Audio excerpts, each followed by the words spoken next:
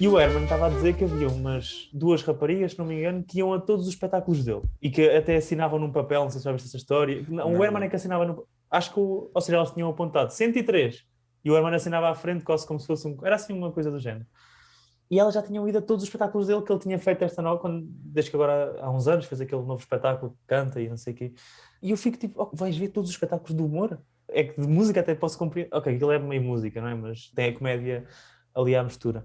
É mesmo estranho para mim. Não será aquele juízo que paira à nossa volta e que o humorista e o aspirante humorista devia ser imune, mas afinal não é? Aquela ideia de que o humor é uma arte menor.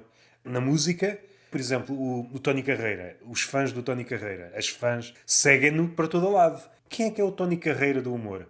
Mas não seria Epá. expectável o Tony Carreira do humor ter esse tipo de fãs? Eu não sei se um Fernando Rocha, por exemplo, não estou a dizer que ele está na carreira do humor, mas não sei se ele não terá esses públicos do género que vai a todos ali, tudo, ou pelo menos na zona do norte do país, vão a todos os espetáculos tipo isso em teste. Acho que mesmo que ele deve ter esse tipo de público. Havia uma senhora que era a Cândida, que ela, quando foi estar em carreira a Lausanne, é aqui um pequeno à parte que não vai chegar a muito sítio, a lado nenhum. Mas eu vivo para aí a 2 km da zona onde o Tony Carreira ia atuar, do palco. E eu tinha carros em minha casa, à porta da minha casa, ou seja, foi a loucura. Tudo o que foi terra à voltas, tudo aí veio o Tony Carreira, carros estacionados à frente do meu portão, o meu pai chateado. Tinha todo um drama ali à volta do Tony Carreira, isto foi há uns 5 anos. E essa senhora, a Cândida, esteve lá desde manhã, ou seja, às 11 da manhã chegou lá, com uma marmita, com a sua cadeira e sentou-se lá, queria ver o Tony Carreira da fila da frente e ficou lá. E há muitas essas pessoas com os músicos que vão, metem-se na fila da frente e ficam lá a manhã toda só para ficar ali. Eu fico chocado. Essa é uma groupie do Tony Carreira. Semelhantemente às groupies, aquelas pitas normalmente que são apanhadas em reportagens, a única diferença é que não levam a marmita. Tipo One Direction e assim que levam as Sim, sim. tendas. E, Yeah, yeah. isso é muito.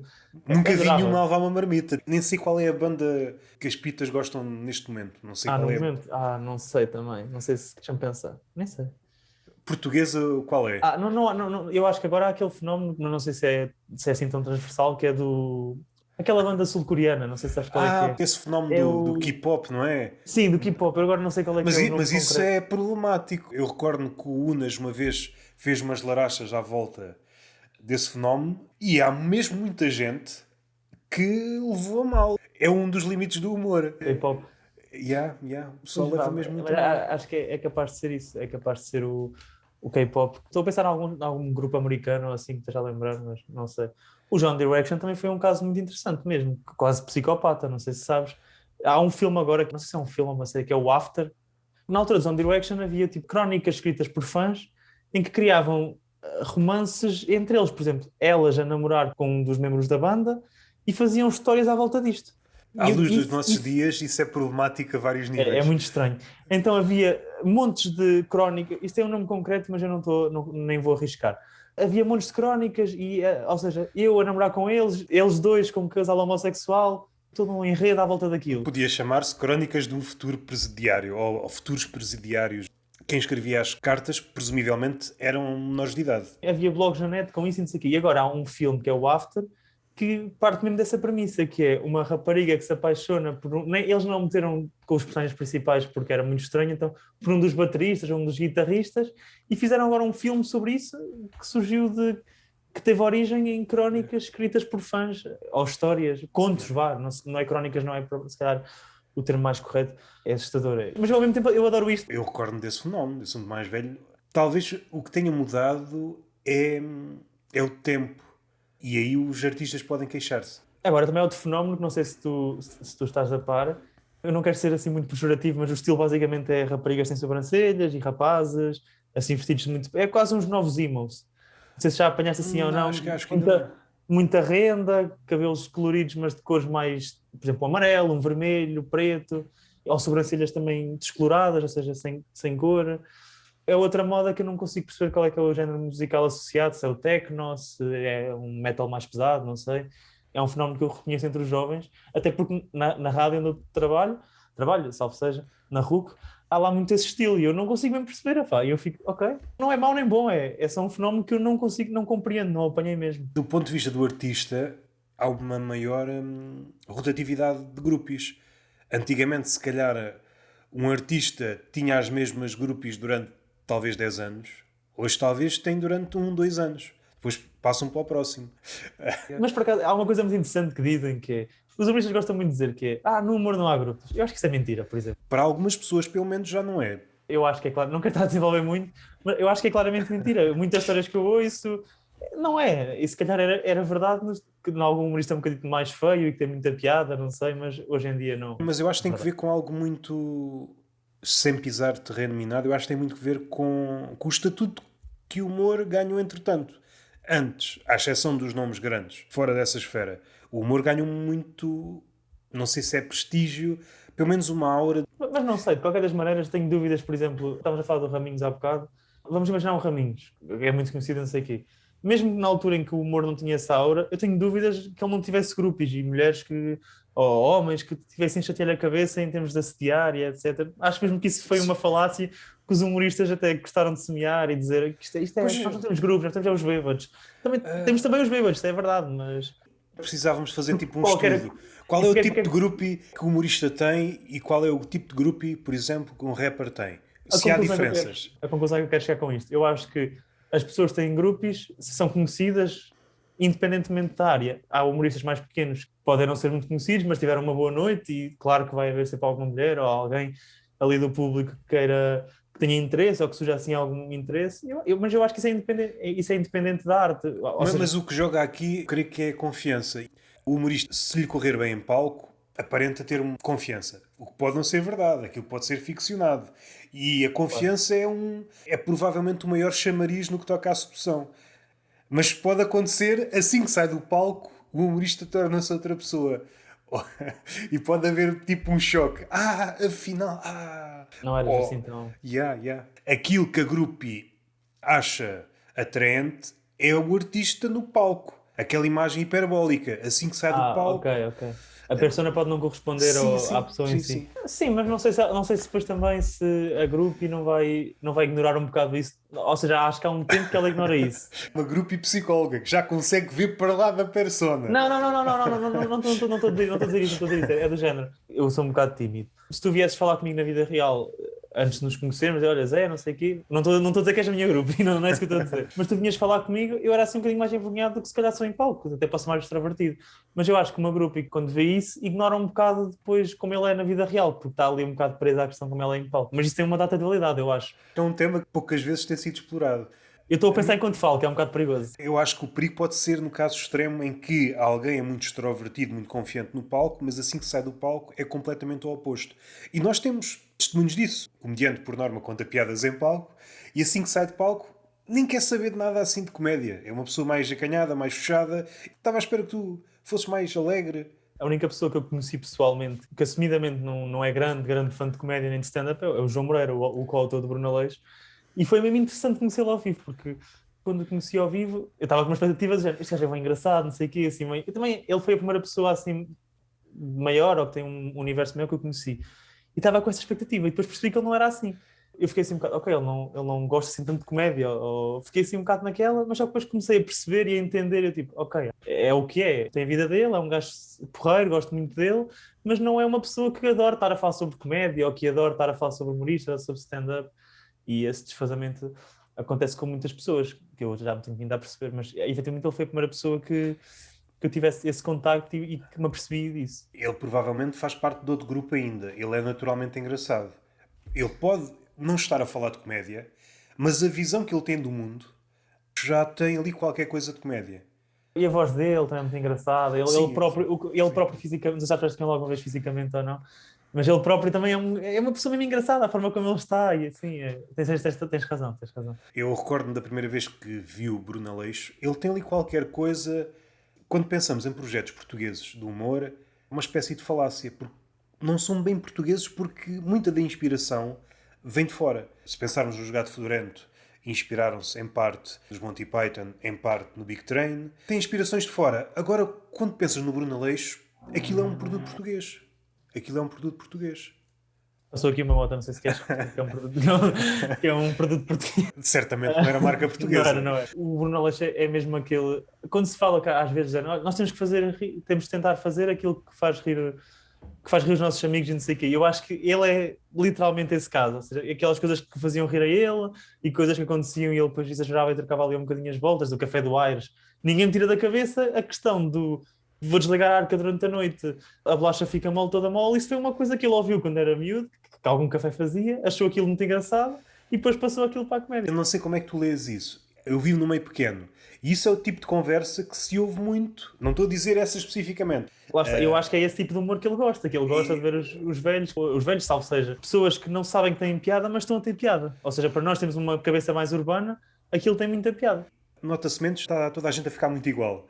Devido à internet, Sim. não há grande diferença. Ainda se nota, em havendo diferença, eu acho que não há tanta etiqueta. Estás sempre a pensar naquilo que vais dizer e as consequências. Nos sítios mais pequenos isso não acontece, não está tão visível. Duas velhotas, uma velhota passou por outra, não disse nada, e a outra disse: então esta puta passa-me aqui, não me diz bom dia. A outra velha olhou para trás: bom dia.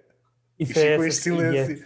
E Pois é, os velhos têm muito essas coisas e que dizem que fica outra viu e não sei o quê, e não disse nada é e um velho típico de sítio mais pequeno, um velho de uma cidade grande. está-se a cagar. Até os bêbados dos sítios pequenos são diferentes. O último assim que eu me recordo foi um bêbado que decidiu parar à frente de uma casa, não sei se é um mini mercado, mas a porta é vidro, e decidiu dar um pontapé na porta. Estava bêbado. E o que é que aconteceu? A perna Preso na ficou... porta? Sim, sim, com os vidros. E Que então, giro. Que engraçado. ou seja, escavacou a porta, escavacou a perna, ficou em sangue, e a dizer: larga-me, larga-me, que eu não te fiz nada. É tipo isto. É delicioso. O que acontece também às vezes quando há um bêbado na aldeia, que esta aqui já aconteceu comigo, foi... Eu sou de Lausanne, que é uma vila do distrito de Coimbra, e eu estava a andar, tinha pai uns 15 anos, estava a dar uma volta com um amigo meu, com o Veiga, um grande amigo meu, e do nada está uma pessoa deitada no chão. Deitada no chão, à toa. E eu, que estava uma pessoa deitada no chão? Fomos lá, ver se a pessoa estava bem, está tudo bem. Ele estava literalmente a dormir, ele levanta-se, claramente bêbado. O que é que se passa? O que é que se passa? E nós, está tudo bem, não sei o quê. E começámos ali a falar um bocado com o senhor, para perceber efetivamente para onde é que aquilo ia lá. Até que ele assim para mim: eu conheço a tua cara de lá ao lado, tu não és o filho do Sr. António. Sou. Começou-me a dar abraços, a dizer que tinha estado a trabalhar na minha casa, quando a minha casa estava a ser construída e assim. Nas aldeias, efetivamente, é muito fácil isto acontecer, que é, Yeah, tu és o filho ou o neto ou o sobrinho de não sei quem e sabem sempre quem é que tu és e quem é que não és. O bêbado é uma espécie de viveiro de plot twists. Ninguém estava à espera desse plot twist. Na cidade também isso não acontece. Até acho que é uma tradição que se perdeu. Mesmo os bêbados mais jovens, seja de cidade, seja de sítios pequenos, já não têm o mesmo gabarito. Não vejo um não. bêbado mais jovem a fazer este tipo de coisas. E os bêbados da aldeia bebem muito mais que os bêbados da cidade também. Isso é deixar lá. Uma vez também fomos com uns amigos assim para uma terra, assim no meio do mato, que havia 3 casas, e o café fechava às 11 da noite. E não havia mais nenhum café Sim, nos é quilómetros. uma cena que eu nunca percebi. Esses cafés isolados, clientes residentes, só 2 ou 3, e conseguem manter o negócio. Opa, a casa já está a pagar há muito tempo e pronto, olha. A eletricidade é mesmo a cada casa, que é ao lado, não vai abaixo. E nós estávamos lá com um grupo de amigos, não havia mais nenhum café à volta, e nós, para onde é que nós vamos agora? E um senhor lá, vamos para a minha casa todos, tenho lá um bar. Não havia outra solução, fomos lá para a casa do senhor. Então, 3 ou 4 macacos de 20 anos a beber copos como um senhor de 60. Vou agora buscar ali uma ginginha, vocês é que vão ver. Eu bebi um copo da ginginha, eu fiquei completamente bêbado. Aquilo era só álcool, aguardente com alguma coisa lá pelo meio, para cortar um bocado o sabor. E o senhor estava a beber aquilo como quem bebe um sumo, mas claramente estava bêbado, mas estava na boa, estava ali rijo. E eu, não me acredito nisto. Pá, não sei para onde é que eu estou a levar a conversa, sinceramente, mas Não quiseste dar o teu exemplo. eu sou o tipo bêbado um bocado chato, sinceramente. Não, não chato de ser, não sou mal educado, nem... Não és aquele de armar confusão. Não, odeio. Eu sou o contrário disso. Sou aquele bêbado do, pá, tu que se precisares de alguma coisa, já sabes, eu estou aqui, dou abraços e digo às pessoas o que é que gosto nelas. Sou este tipo de chato. E qual é que é o teu tipo de bêbado já agora? Sofri mutações. Eu acho que agora fica apático. Tens cara de quem é aquele bêbado que fica de mãos nos bolsos a rir-se. Não. Estou naquela fase, acho que o álcool já não me faz nada. Ah, São os piores. já não faz nada. No meu caso não tem assim grandes histórias, mas o meu irmão tem grandes... Sempre que se embebedava, dava-lhe para fazer apostas. E uma vez apostou com outro bêbado, por acaso aquele café era um café que tinha vários anexos, e um dos anexos tinha uma mesa de ping-pong. Ia ganhar-lhe a jogar ping-pong. O que é expectável? 2 bêbados a jogar ping-pong. Estás a imaginar esse cenário, não é? 2 bêbados. Era só a mandar bolas. Pô, nada. O jogo até não foi... Por acaso não sabia que o outro jogava tão bem. Não sabia que o outro jogava tão bem. E tu estavas a assistir a dois bêbados a jogar a ping-pong. Eu acho que o melhor foi... Agora não sei precisar. Pronto, Alguns no tempo, houve um português que era campeão, não sei se era Muay Thai, numa categoria... de peso Kickbox, pluma. essas coisas, sim. Sim. E ele estava ao lado do meu irmão e o meu irmão disse qualquer coisa que não foi do agrado dele. E ele puxa logo a colata atrás e o meu irmão bêbado conseguiu desviar-se. E o pessoal ficou tipo assim. E o meu irmão, até o bêbado consigo desviar-me? Eu às vezes quando estou bêbado tenho um grupo de amigos muito específico que eu faço isso, que é estar a dar tanga a outros bêbados. E os outros bêbados estarem a alinhar na tanga. Então a vez que havia lá um gajo, eu sou militar e não sei o quê. Então do nada estávamos no meio da estrada e estava um gajo a fazer flexões enquanto nós contávamos, a dar-lhe apoio, a gozar com ele. Estávamos claramente a gozar com ele, tipo, pai, consegues fazer mais 10? E daí ele, vumba. E nós a rir-nos, que nem desmedidos, com um gajo a fazer flexões na rua. Pronto, porque é parvo, basicamente. Recordo-me de frases. Há uma frase que eu recordo-me sempre. Essa noite teve várias cenas. Entramos, não sei por que raio é que eu disse isto. Isto agora era engraçado. Uma moça a dançar, só ela estava a dançar na pista de dança. Não sei porque é que disse isto. Chegasse aqui a polícia e levasse a moça. Isto não faz sentido. Deixem estar vazio. E o que é que aconteceu? A polícia veio e levou a moça. Mas porquê? Não sei se ela fez algum furto. Mas eu não tinha esses dados. Mandei à toa. Um bêbado disse esta frase que nunca mais me esqueço. Eu sou bêbado graças a Deus. O bêbado diz sempre que não está bêbado. Este assume que está bêbado e ainda dá graças a Deus. Eu sou também aquele bêbado chato que gosta de identificar que as outras pessoas estão bêbadas, sabes? E o João está todo bêbado e estou a repetir isto durante 50 vezes durante a noite toda. E o Roberto está todo fodido. E depois começa a dizer isto a toda a gente, até que tu vais passar comigo. Pá. Cala-te! Para de dizer que eu estou bêbado, para! O pior é aquele que gosta de armar zaragado. É fácil descambar. Já estávamos a deambular. Estamos aqui a pensar nos bêbados. Começámos nas grupos, viemos para os bêbados, falámos nas velhas. Estamos a fazer um chorrilho de temas, basicamente. Estamos aqui a... Gosto muito destas figuras. Seja a velha, seja o bêbado. Ia dizer, gosto de ver cenas de pancadarias, tipo os preparativos. Eu gosto daquele que é... Há um gajo que anuncia que vai haver porrada, que é um que não tem nada a ver e que está a informar toda a gente. Depois já há os grupos que vão se aproximando. Tinha um amigo meu que volta e meia estava a arranjar porrada. Às vezes nem era nada com ele, às vezes volta e meia a porrada ia ter com ele. E eu era aquele maluco que metia à frente dele, tipo, não sei o quê, não faz absolutamente sentido nenhum, estás a porrada agora aqui. E depois agarrava, eu não sei o quê, mas depois eu me deixei disso. Há o gajo que agarra aqueles que vão dar à porrada, também há esses.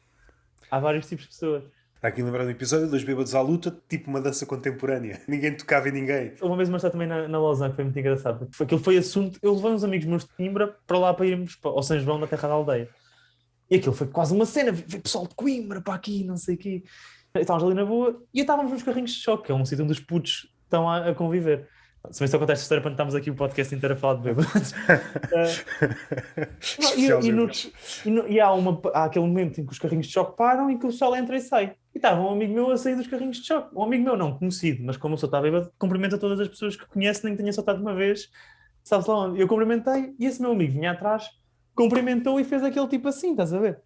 E o gajo levou aquilo muito a mal, que era uma falta de respeito, que ele não conhecia lado nenhum, não tinha nada a estar a dar aquele toque na cabeça, e foi ali uma confusão enorme, e, não sei, e depois veio um bêbado, e eu já tentei passar para stand-up, nunca consegui, que era um bêbado que era filosófico, ele dizia, e vê-se esse meu amigo seriamente, tu vens a Lausanne, tu tens de respeitar os habitantes da Lausanne, tu tens de perceber que há que ter respeito, tu vens de fora, há pessoas que vivem cá, e já tentei essas frases para stand-up, mas nunca ninguém achou piada. Isso é muito próprio dos sítios pequenos, a coisa do respeito, esta coisa daquilo que está, pode ser estrangeiro, mas pode ser português vindo de fora. Com os imigrantes há muito isso também. Com os imigrantes. Um imigrante quase não pode dar não pode passar fora da passadeira que tu vem para aqui. Nem precisa ser tão longe. Basta ser uma terra dita rival. Pode ser uma terra a 5 km, mas há uma rivalidade. Por que raio que nasceu aquela rivalidade? Desde o início dos tempos. E se uma pessoa daquela localidade fizer a mínima merda, essa pessoa merece morrer. Então vem para aqui. Não passa na passadeira.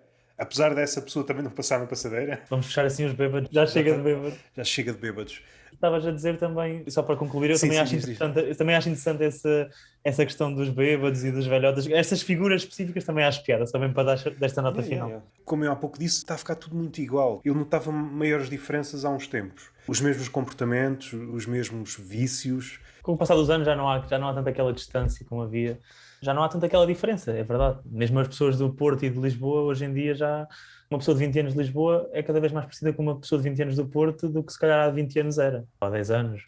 Mas estavas a dizer quando eu te interrompi, estava a ser mal educado, no que toca a organizar noites. No que toca a organizar noites, estava a ouvir o penúltimo episódio do Conversas Comédicas, onde estavas a falar, se bem entendi, com uma espécie de staff. É o Sim, staff, sim. has de falar melhor depois sobre o projeto. Como é que conseguiste reunir essas pessoas à volta do projeto? Ou foste colecionando à medida que apareciam as necessidades? Foi um bocado os dois. A noite do Grêmio, aquilo era o Grêmio Operário de Coimbra, gosto sempre de dizer que era a casa de ensaios do Zeca Afonso, que as pessoas gostam muito de ouvir esse pequeno fun fact. Coimbra tinha muitos espaços culturais que acabaram por fechar na altura do Estado Novo, alguns foram destruídos, outros foram encerrados, e o Grêmio foi um espaço que fechou e que ficou esquecido. Depois, há uns anos, há cerca de 2 anos, 3, aquilo foi comprado, não houve grandes remodelações, houve algumas, mas foi limpinho e tal, organizado e tornou-se ali um espaço cultural, um espaço que recebe concertos, recebe música, stand-up. Aquilo foi uma associação que comprou aquilo e essa associação selecionou vários programadores, por exemplo, um programador para a área da música, um programador para o humor, e as noites de stand-up comedy estavam a ser geridas pelo Afonso Paiva, que tu até já falaste com ele aqui no Sim, Total sim. Mentirosos. Mas na altura o Afonso acho que já não queria muito bem organizar noites regulares de stand-up, estava noutra fase da sua vida, já ele estava a fazer mestrado, então não estava com cabeça para organizar. E na altura ele falou comigo e com o Guilherme Gouveia, que é o outro programador da noite do Grêmio Boémio. A noite chama-se Grêmio Boémio, que é as noites mensais do Grêmio Operário de Coimbra, e basicamente deu-nos a noite.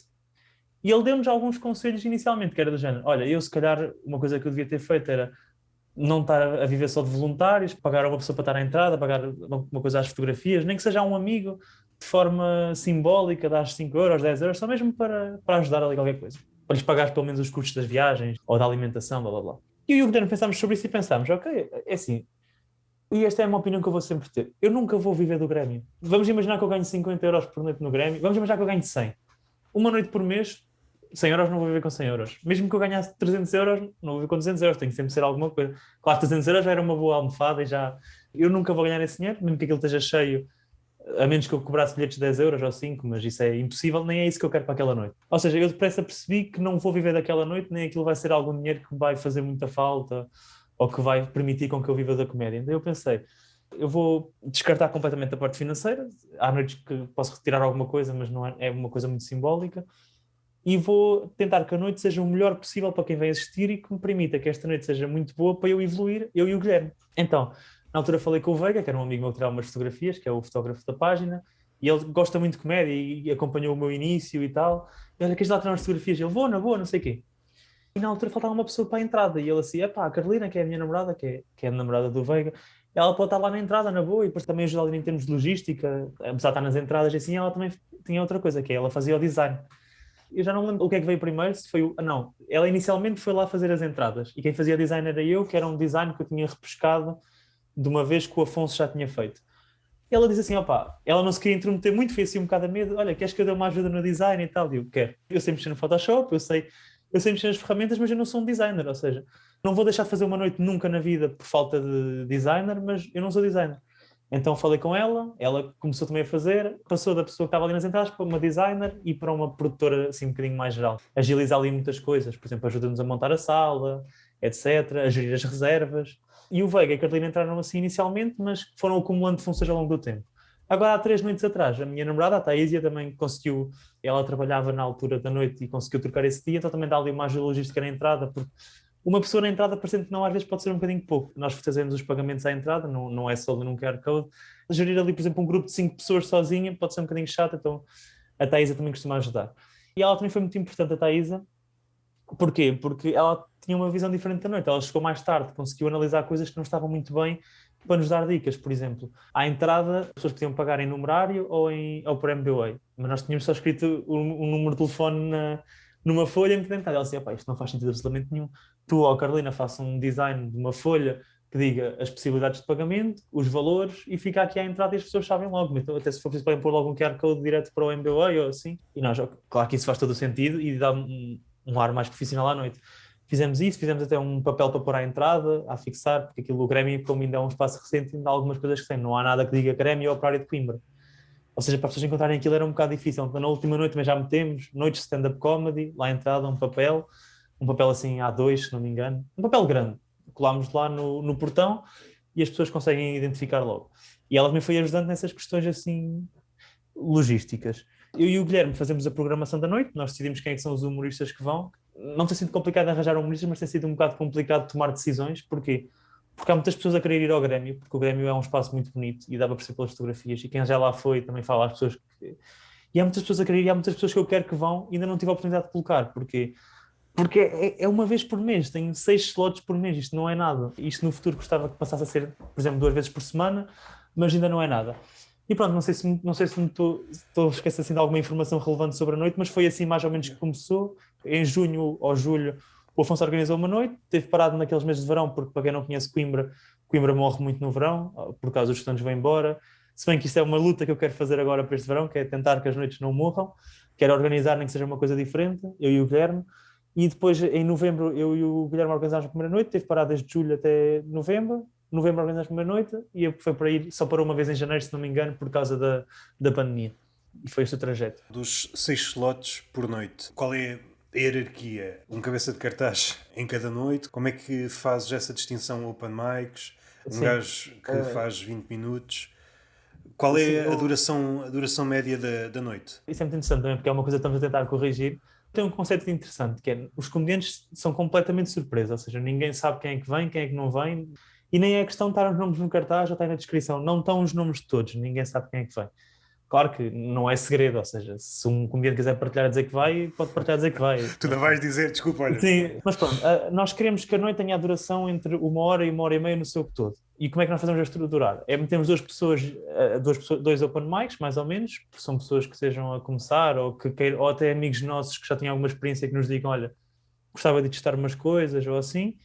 Depois temos 2 slots no meio, que sou eu e o Guilherme. Uma vez vou em primeiro, outra vez vai o Guilherme. E depois temos 2 no final, 2 ou 1. Por acaso, na última noite até foi o João Pedro Pereira. Ele fez... Normalmente costuma ser 20 minutos ou 15 minutos cada headliner, digamos assim. Não é bem um headliner definido, porque os comediantes de surpresa são assim, mas na altura o João até fez logo 20 minutos, 30 minutos e preencheu logo ali os 2 slots dos últimos 2. Os open mics fazem 5, 7 minutos, também não somos muito rigorosos. Eu e o Guilherme fazemos entre 10 a 15 ou entre 7 a 12 por aqui. Por acaso houve uma noite que foi a penúltima, que correu mesmo muito bem. Foi uma noite... A última também correu bem, não é essa 12, mas a penúltima correu mesmo muito bem e também teve outro fator, que estavam quase 60 pessoas a assistir, ou seja, era muito fixe, estava ali... E 60 pessoas pode não parecer muito, mas para o espaço que é um espaço que... Não é que aquilo tenha lotação máxima, porque as cadeiras... definido, porque as cadeiras são móveis e têm mesas. Para o espaço está mesmo muito preenchido e é uma casa cheia. E foi uma noite que correu bem a toda a gente, não correu mal a ninguém. Claro que há 1 ou 2 piadas que vão ao lado, mas isso nada de preocupante.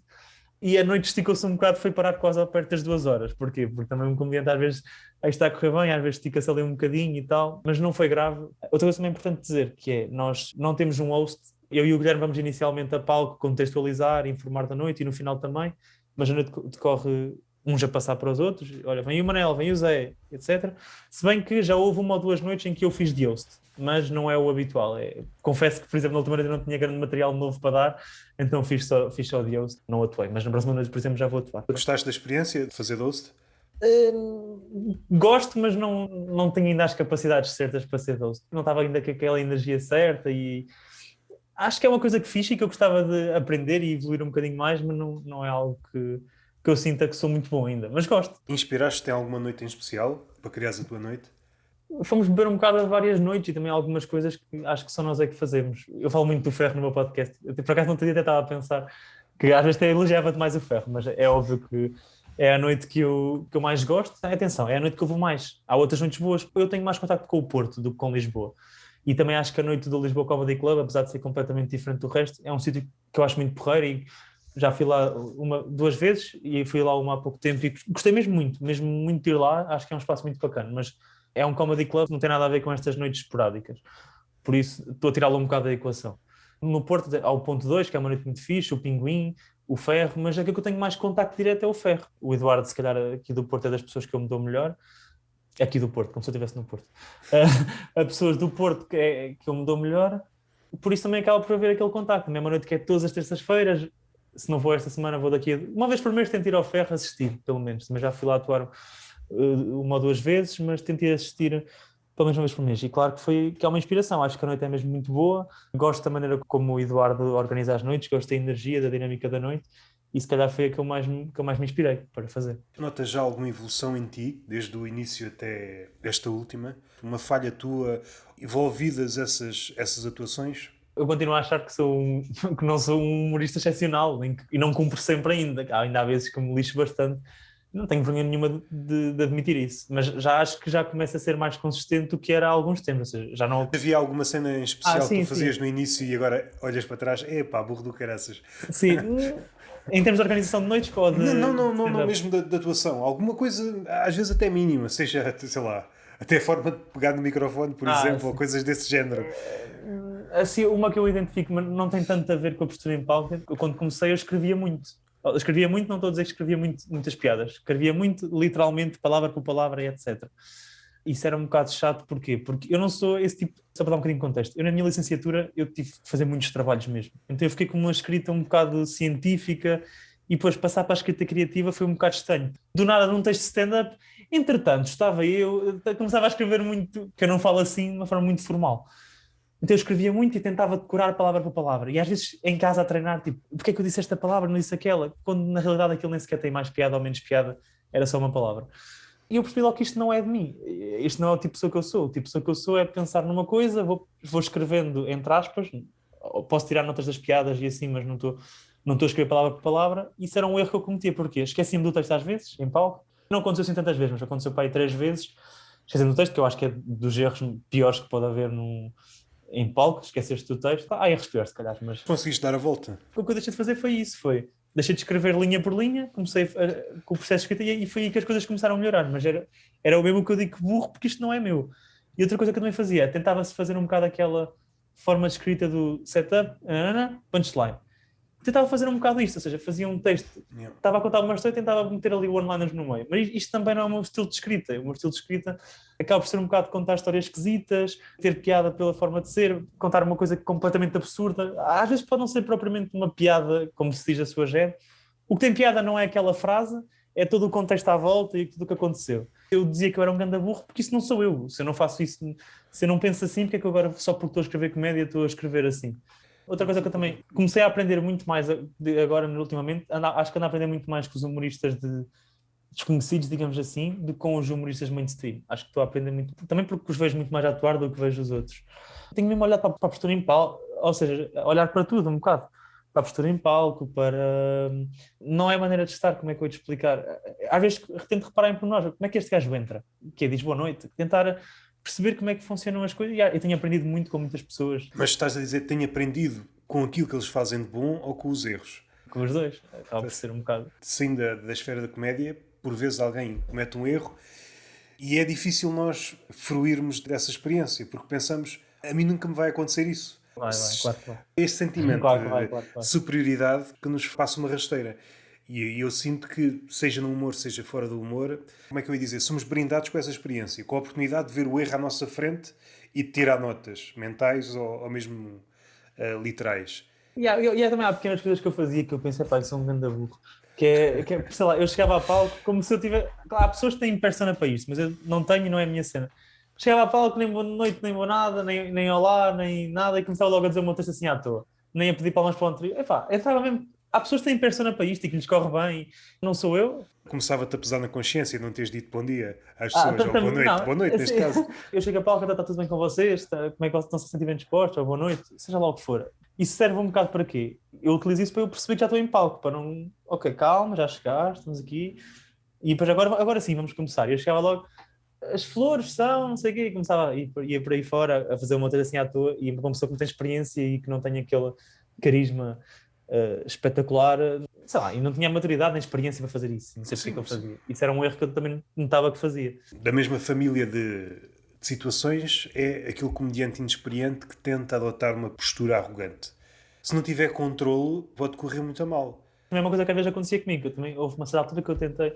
Eu gosto às vezes, não sou uma pessoa que vive muito o crowdwork, mas gosto de fazer de vez em quando. E eu às vezes respondia de uma forma um bocadinho arrogante ao público. E eu até tenho uma figura um bocado simpática. Então era um bocado estranho estar a responder arrogante quando não faz parte da minha postura, ou estar a responder de uma forma um bocadinho mais bruta.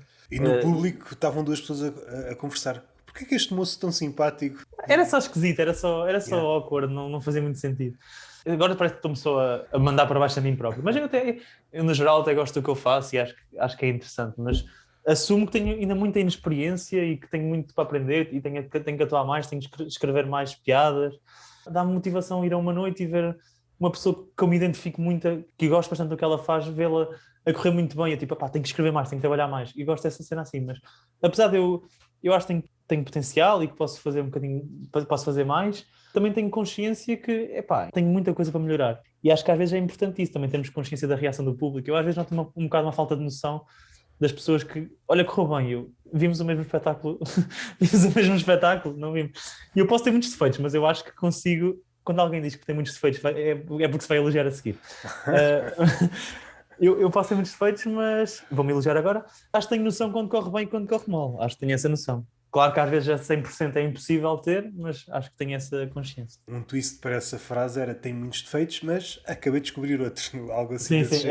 Tem muitos defeitos, uma espécie de proteção. Vou elogiar-me, dizer aqui uma coisa boa sobre mim, não sei se romanceada, se não. Tenham calma, eu estou a humanizar-me, eu tenho muitos defeitos. Também é uma coisa que acontece, eu vou dizer uma coisa estúpida como esta, eu tenho muitos defeitos, e depois eu percebo-me a meio, tento justificá-la, mas eu ainda não a disse, então isso acontece-me tanto no dia-a-dia, é tipo uma falta de timing inacreditável. É assumir a cena, às vezes também me acontece. E há pessoas que tu perguntas algo genérico, gostas disto, sim ou não? E a pessoa começa por responder sim, uma resposta muito extensa, por que razão gosta dessa coisa.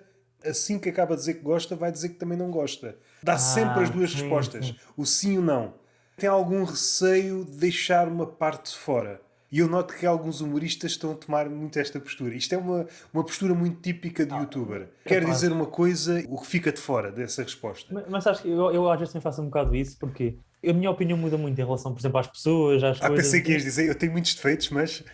Eu podia dizer. Mas a minha opinião muda muito em relação às coisas. Já houve coisas que eu disse nesta conversa, que eu quando for ouvir já vou dizer: o que é que eu acabei de dizer? Eu não acredito nisto, isto não é bem assim que eu penso. E acontece mesmo muito. Começamos a falar do Eduardices, já nem posso ver aquela conversa à frente. Não gosto daquela postura horrível, está só a falar sobre mim, podia estar só ali numa conversa bacana, mas só falei sobre mim.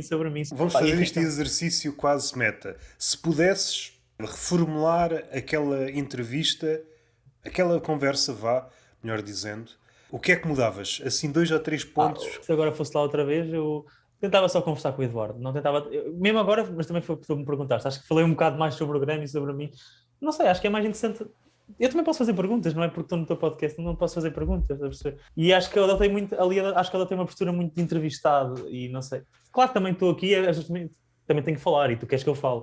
Curtia mais de ter entrado ali um bocadinho mais a conversar com ele do que propriamente naquela postura de queres saber isto sobre mim, não sei o quê, ia falar ali, ia dizer a minha biografia inteira. Nem notei que fosse demasiado...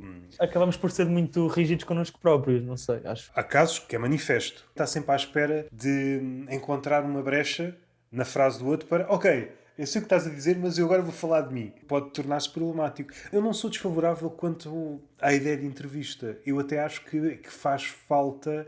Eu também, mas sei lá, eu acho que na minha dimensão, o que é que eu tenho que fazer entrevistado? Não tenho muito, estás a perceber? Ou seja, posso falar na mesma, acho que posso falar das minhas coisas e assim, mas acho que tenho que estar numa postura muito mais descontraída e tal do que a entrevista de vida. Que sentido é que faz uma entrevista de vida? É um bocado isso. Não achas que faz falta uma espécie de documento? Uma entrevista de fazer aquelas perguntas clássicas. Ricardo Araújo Pereira, os maiores vultos. Vamos agora falar de uma vez por todas, para servir de documento, daqui até quando ele morrer. Quais são as tuas referências? Agora a sério. Eu também gosto disso. Se tu me perguntasses isso agora, vamos imaginar que tu me perguntas, eu digo-te e vou-te perguntar também a tua assim, porque eu também quero saber. Quais são as tuas referências? Uma battle de entrevistadores. É uma battle de entrevistadores. Tem mudado um bocado, por acaso. Vou falar no primeiro internacional. Uma pessoa que eu gostava muito, mas que por acaso já não tenho acompanhado muito, era o Trevor Noah. Gostava muito do Trevor Noah. Agora, em termos internacional, tenho ouvido mais atuais. É capaz de ser o Patrício O'Neill e o Louis C.K., não sei se são tanto referências, mas pessoas que eu gosto muito de ver. O Patrício O'Neill descobri mesmo há muito pouco tempo por sugestão de um amigo meu. Estou a adorar mesmo, acho que é um comediante muito bom, faz mesmo muito rir. Em Portugal, o Salvador Martinha, sem dúvida alguma. Foi a primeira pessoa que eu tive mais contato com o stand-up. Depois também o Hugo Sousa, também uma referência, não tanto, não é que me identifique tanto com ele, mas gosto da forma como ele pensa. Ele tem as suas tuas e não sei o quê, mas também não continua a ir atuar, por exemplo, ao Ferro ou ao Lisboa Comedy Club. É uma referência a mim nesse aspecto. Não está só na sua jaula. Não é tanto uma referência em termos artísticos, mas a forma como ele trabalha assim. Eu acho que ele é um muito bom comediante. Estou de acordo contigo. Para mim, no capítulo do stand-up, é provavelmente a maior figura. Se entendermos referência como aquele que... Às vezes há aqui uma confusão na referência. O que é que queres dizer referência? Se é aquela pessoa em que tu te revês ou quando tu estás a escrever vês alguma coisa dele lá. Pode ser minúscula. Esta segunda referência interessa-me mais. Aquela referência quase que fica bem dizer. Se eu disser Louis C.K., fica bem dizer. O Dave Chappelle fica bem dizer. Claro. Será que essas referências entranharam-se? Se entranharam Eu em acho ti? que as minhas referências são mais portuguesas do que internacionais. Internacionais são referências no sentido que eu gosto e gosto da forma de estar e não sei o quê, mas não são referências do género, não me inspiram assim muito, percebes? Não é que não me inspirem, mas já estás a perceber onde é que eu quero chegar. Yeah. Estava a dizer o Hugo Sousa, tenho sempre medo de esquecer alguém, mas pronto, se me esqueci. Não tanto em stand-up, mas gosto muito do Cascatinho Vilhena, gosto muito dele, sinceramente. Do Pedro Teixeira da Mota também gosto do formato do podcast e tal, acho que é engraçado.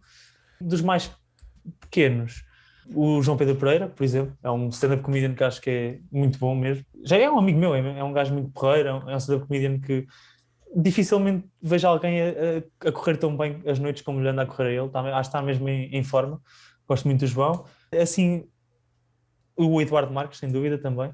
E o Eduardo Marques identifico-me mais como ele também é da aldeia e as histórias que ele conta da aldeia, não sei o quê, no seu stand-up. Gosto muito daquilo, gosto mesmo muito daquilo. Aliás, já muitas vezes até se diz o Eduardo Marques é mais em stand-up. Não, eu também gosto do texto dele, genuinamente. Não acho só que o crowdwork seja o único ponto forte dele. Podem-me dizer, não tem tantas piadas definidas, certa punchline. Isso para mim não me interessa. Gosto de ouvir as histórias dele, rio-me muito com as histórias. O Eduardo Marques também. Uma pessoa também começou mais ou menos ao mesmo tempo que eu, mas também tenho tentado aprender muito com ele e gosto muito é o Carlos Contente. E outras pessoas assim, mais próximas de mim de Coimbra, é inegável dizer o Afonso, por exemplo, em termos de organização de noites, assim, é quase o meu padrinho, no sentido de uma pessoa que comecei com ele, ensinou-me muita coisa, mesmo ao nível da organização de noites, etc. E são essas assim as minhas referências. E já agora, e as tuas? Não sei se queres comentar alguma das minhas. Agora ia dizer, não gosto de nenhuma dessas Uma referências. referência. Nem sequer fazem sentido, diria. Avaliar mas Yeah. pronto, se calhar as minhas referências não são assim tão... não seguem um caminho linear, acho eu, não sei, acho. Pegando naquilo que há pouco disse, dessas referências todas, consegues ver alguma delas naquilo que tu fazes?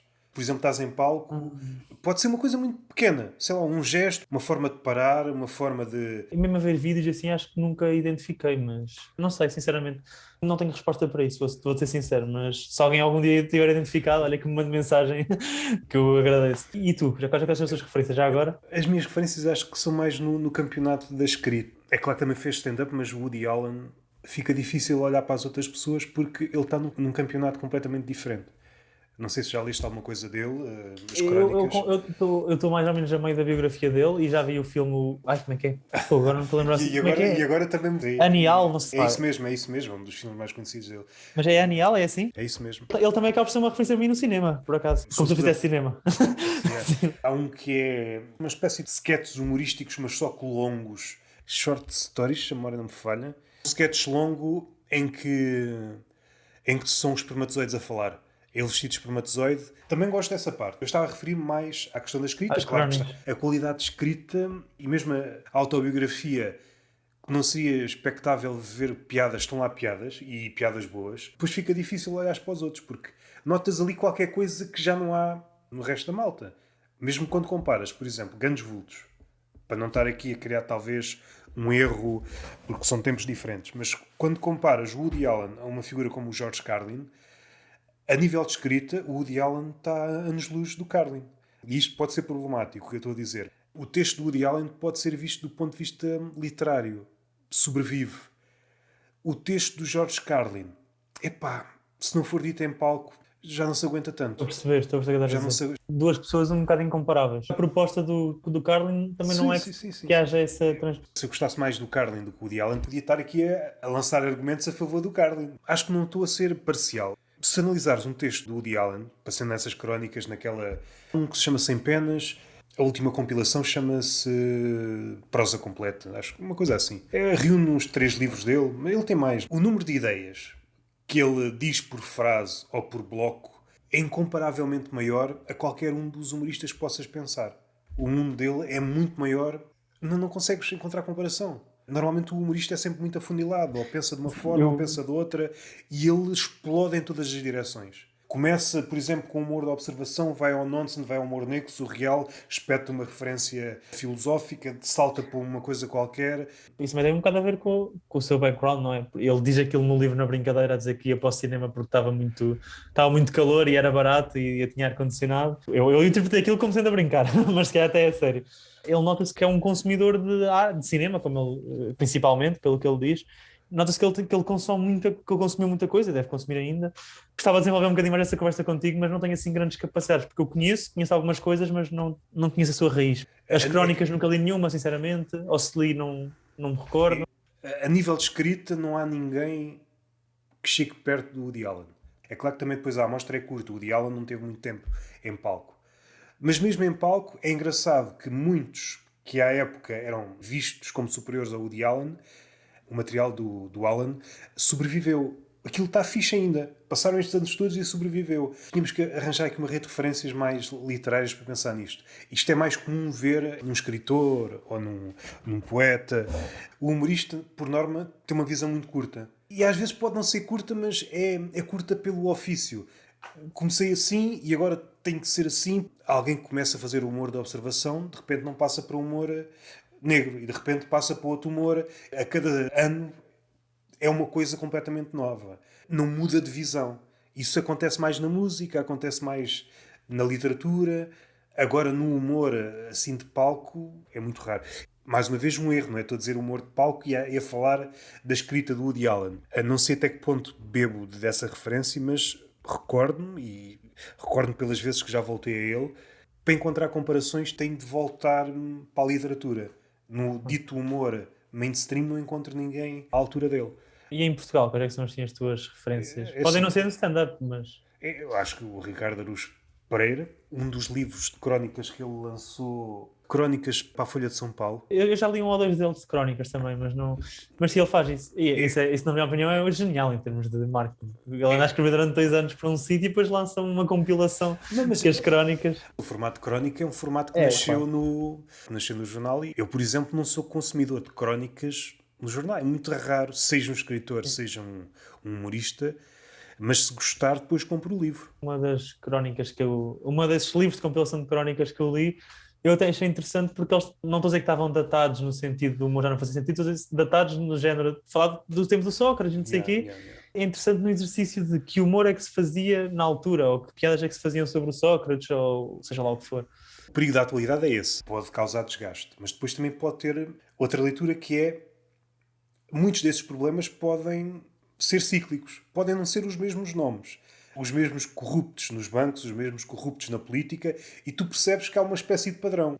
Se recuares o Farpas do Lessa de Queiroz, muitas das coisas que ele lá satiriza existem hoje, talvez com outros nomes.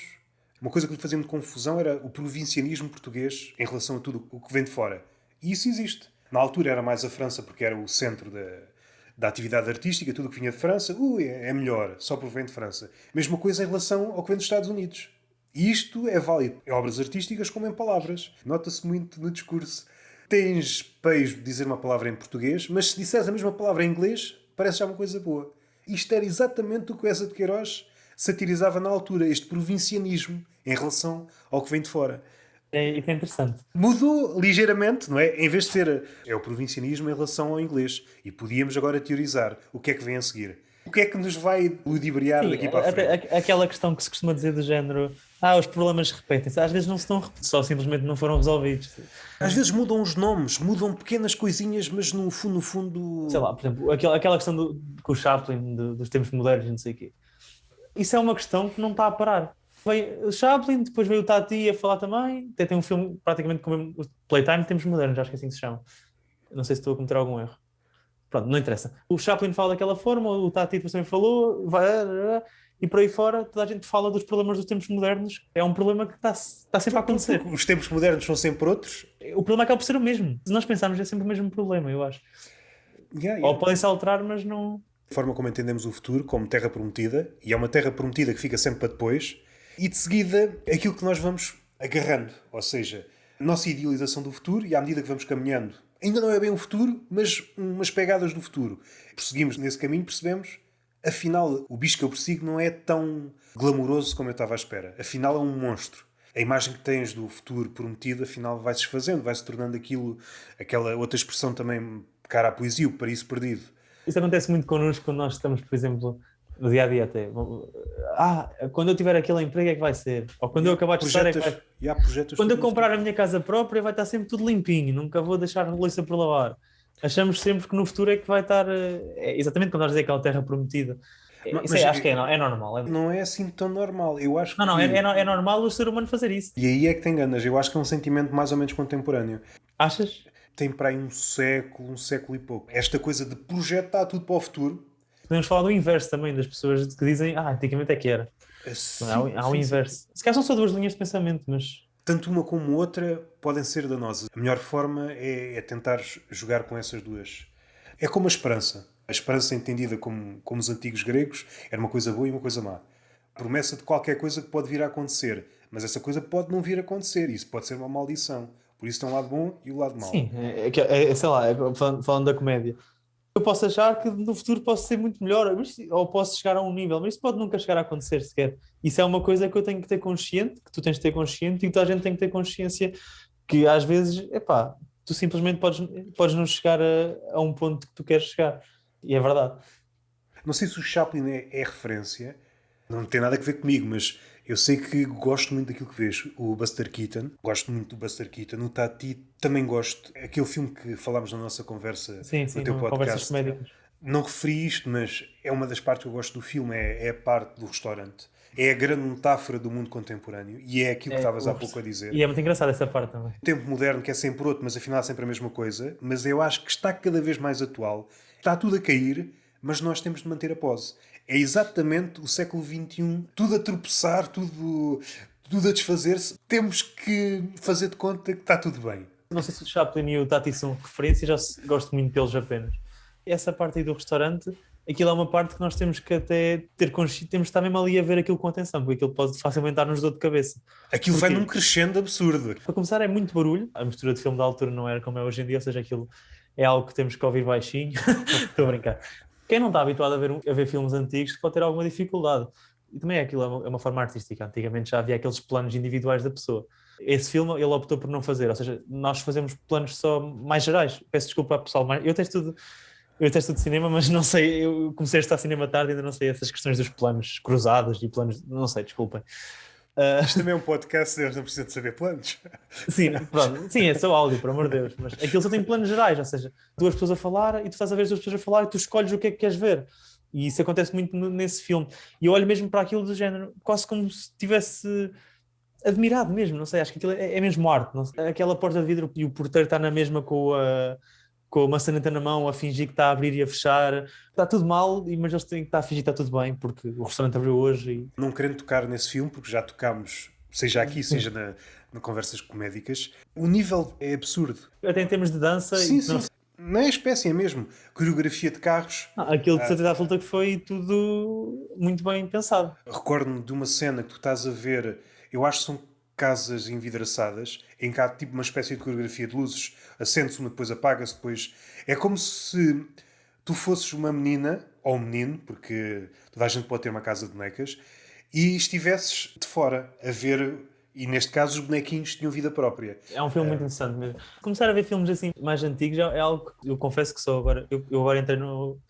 Eu fiz a licenciatura em Gestão Sustentável das Cidades, que é uma licenciatura que é ali um ramo da Engenharia Civil, numa faculdade de Engenharia, e no mestrado agora estou a estudar cinema, ou seja, isto tudo do cinema ainda é muito novo para mim.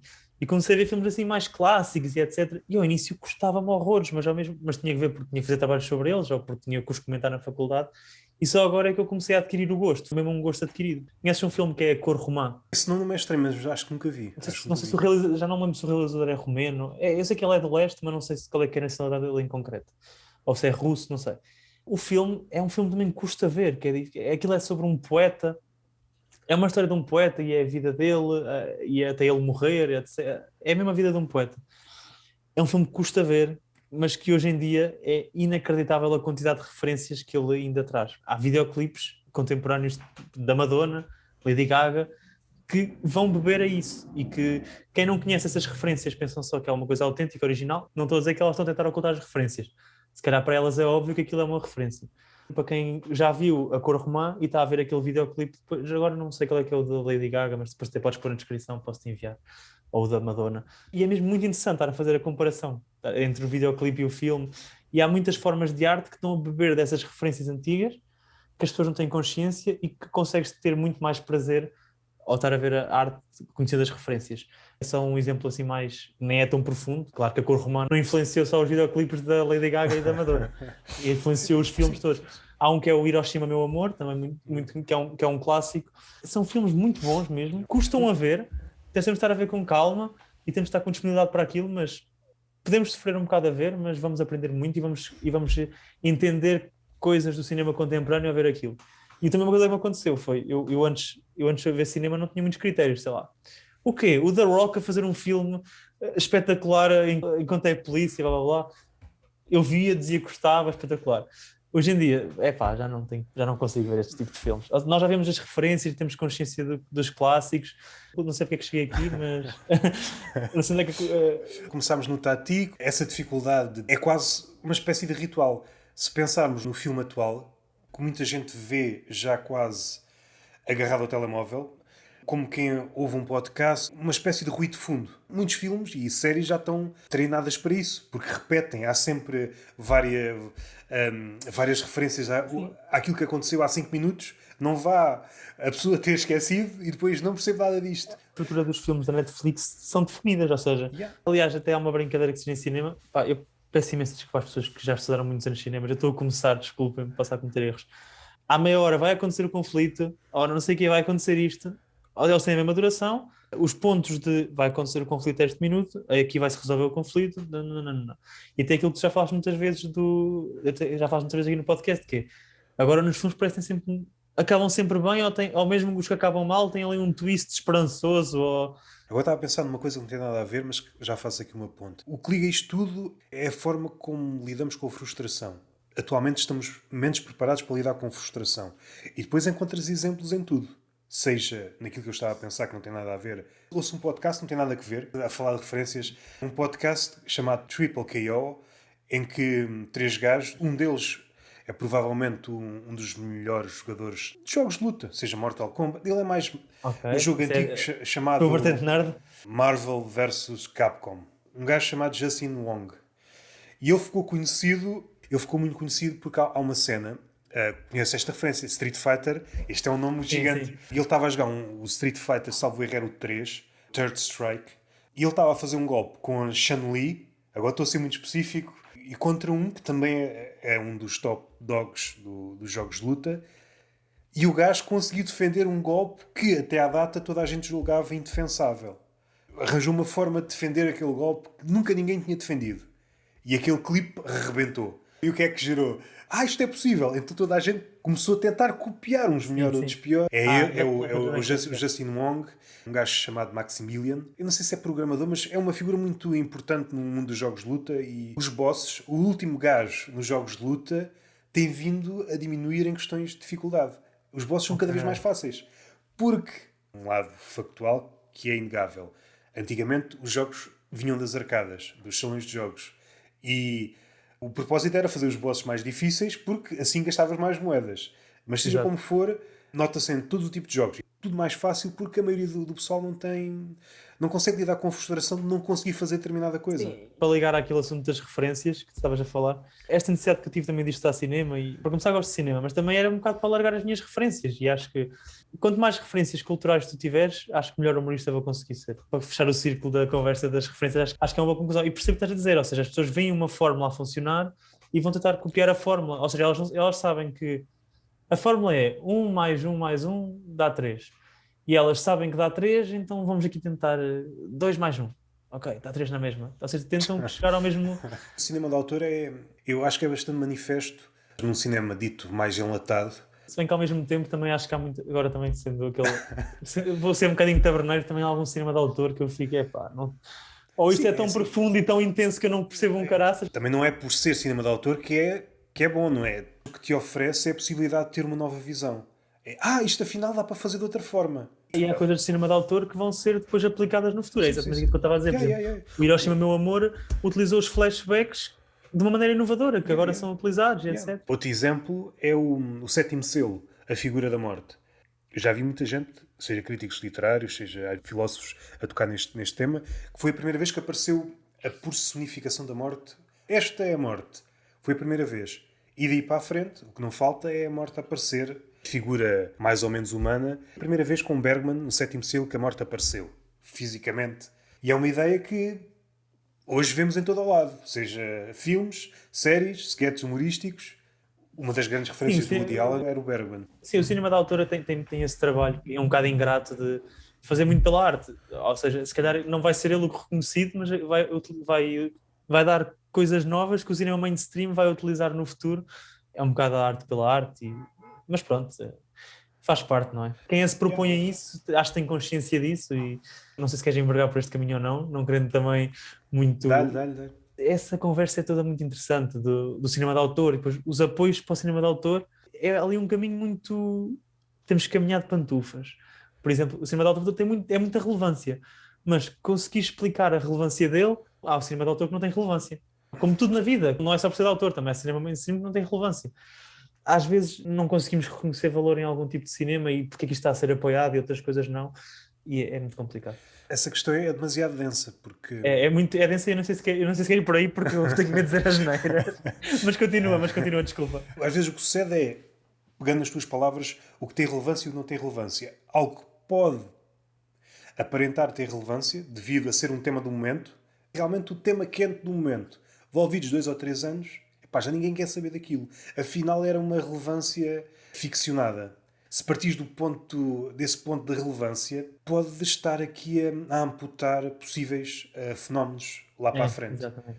Em relação, por exemplo, vamos imaginar o exemplo do teatro, que é se calhar, não sei se é a parte cultural, que fala muito sobre os apoios e etc. na cultura. O que eu acho que às vezes acontece isso é uma crítica que eu faço aos artistas mais pequenos, que às vezes parece que perdem mais tempo a falar sobre os problemas dos apoios, a falar dos problemas, isso aqui, do que propriamente a concentrar-se na arte ou das formas de tentar fazer de outra forma. E às vezes não sei se isso...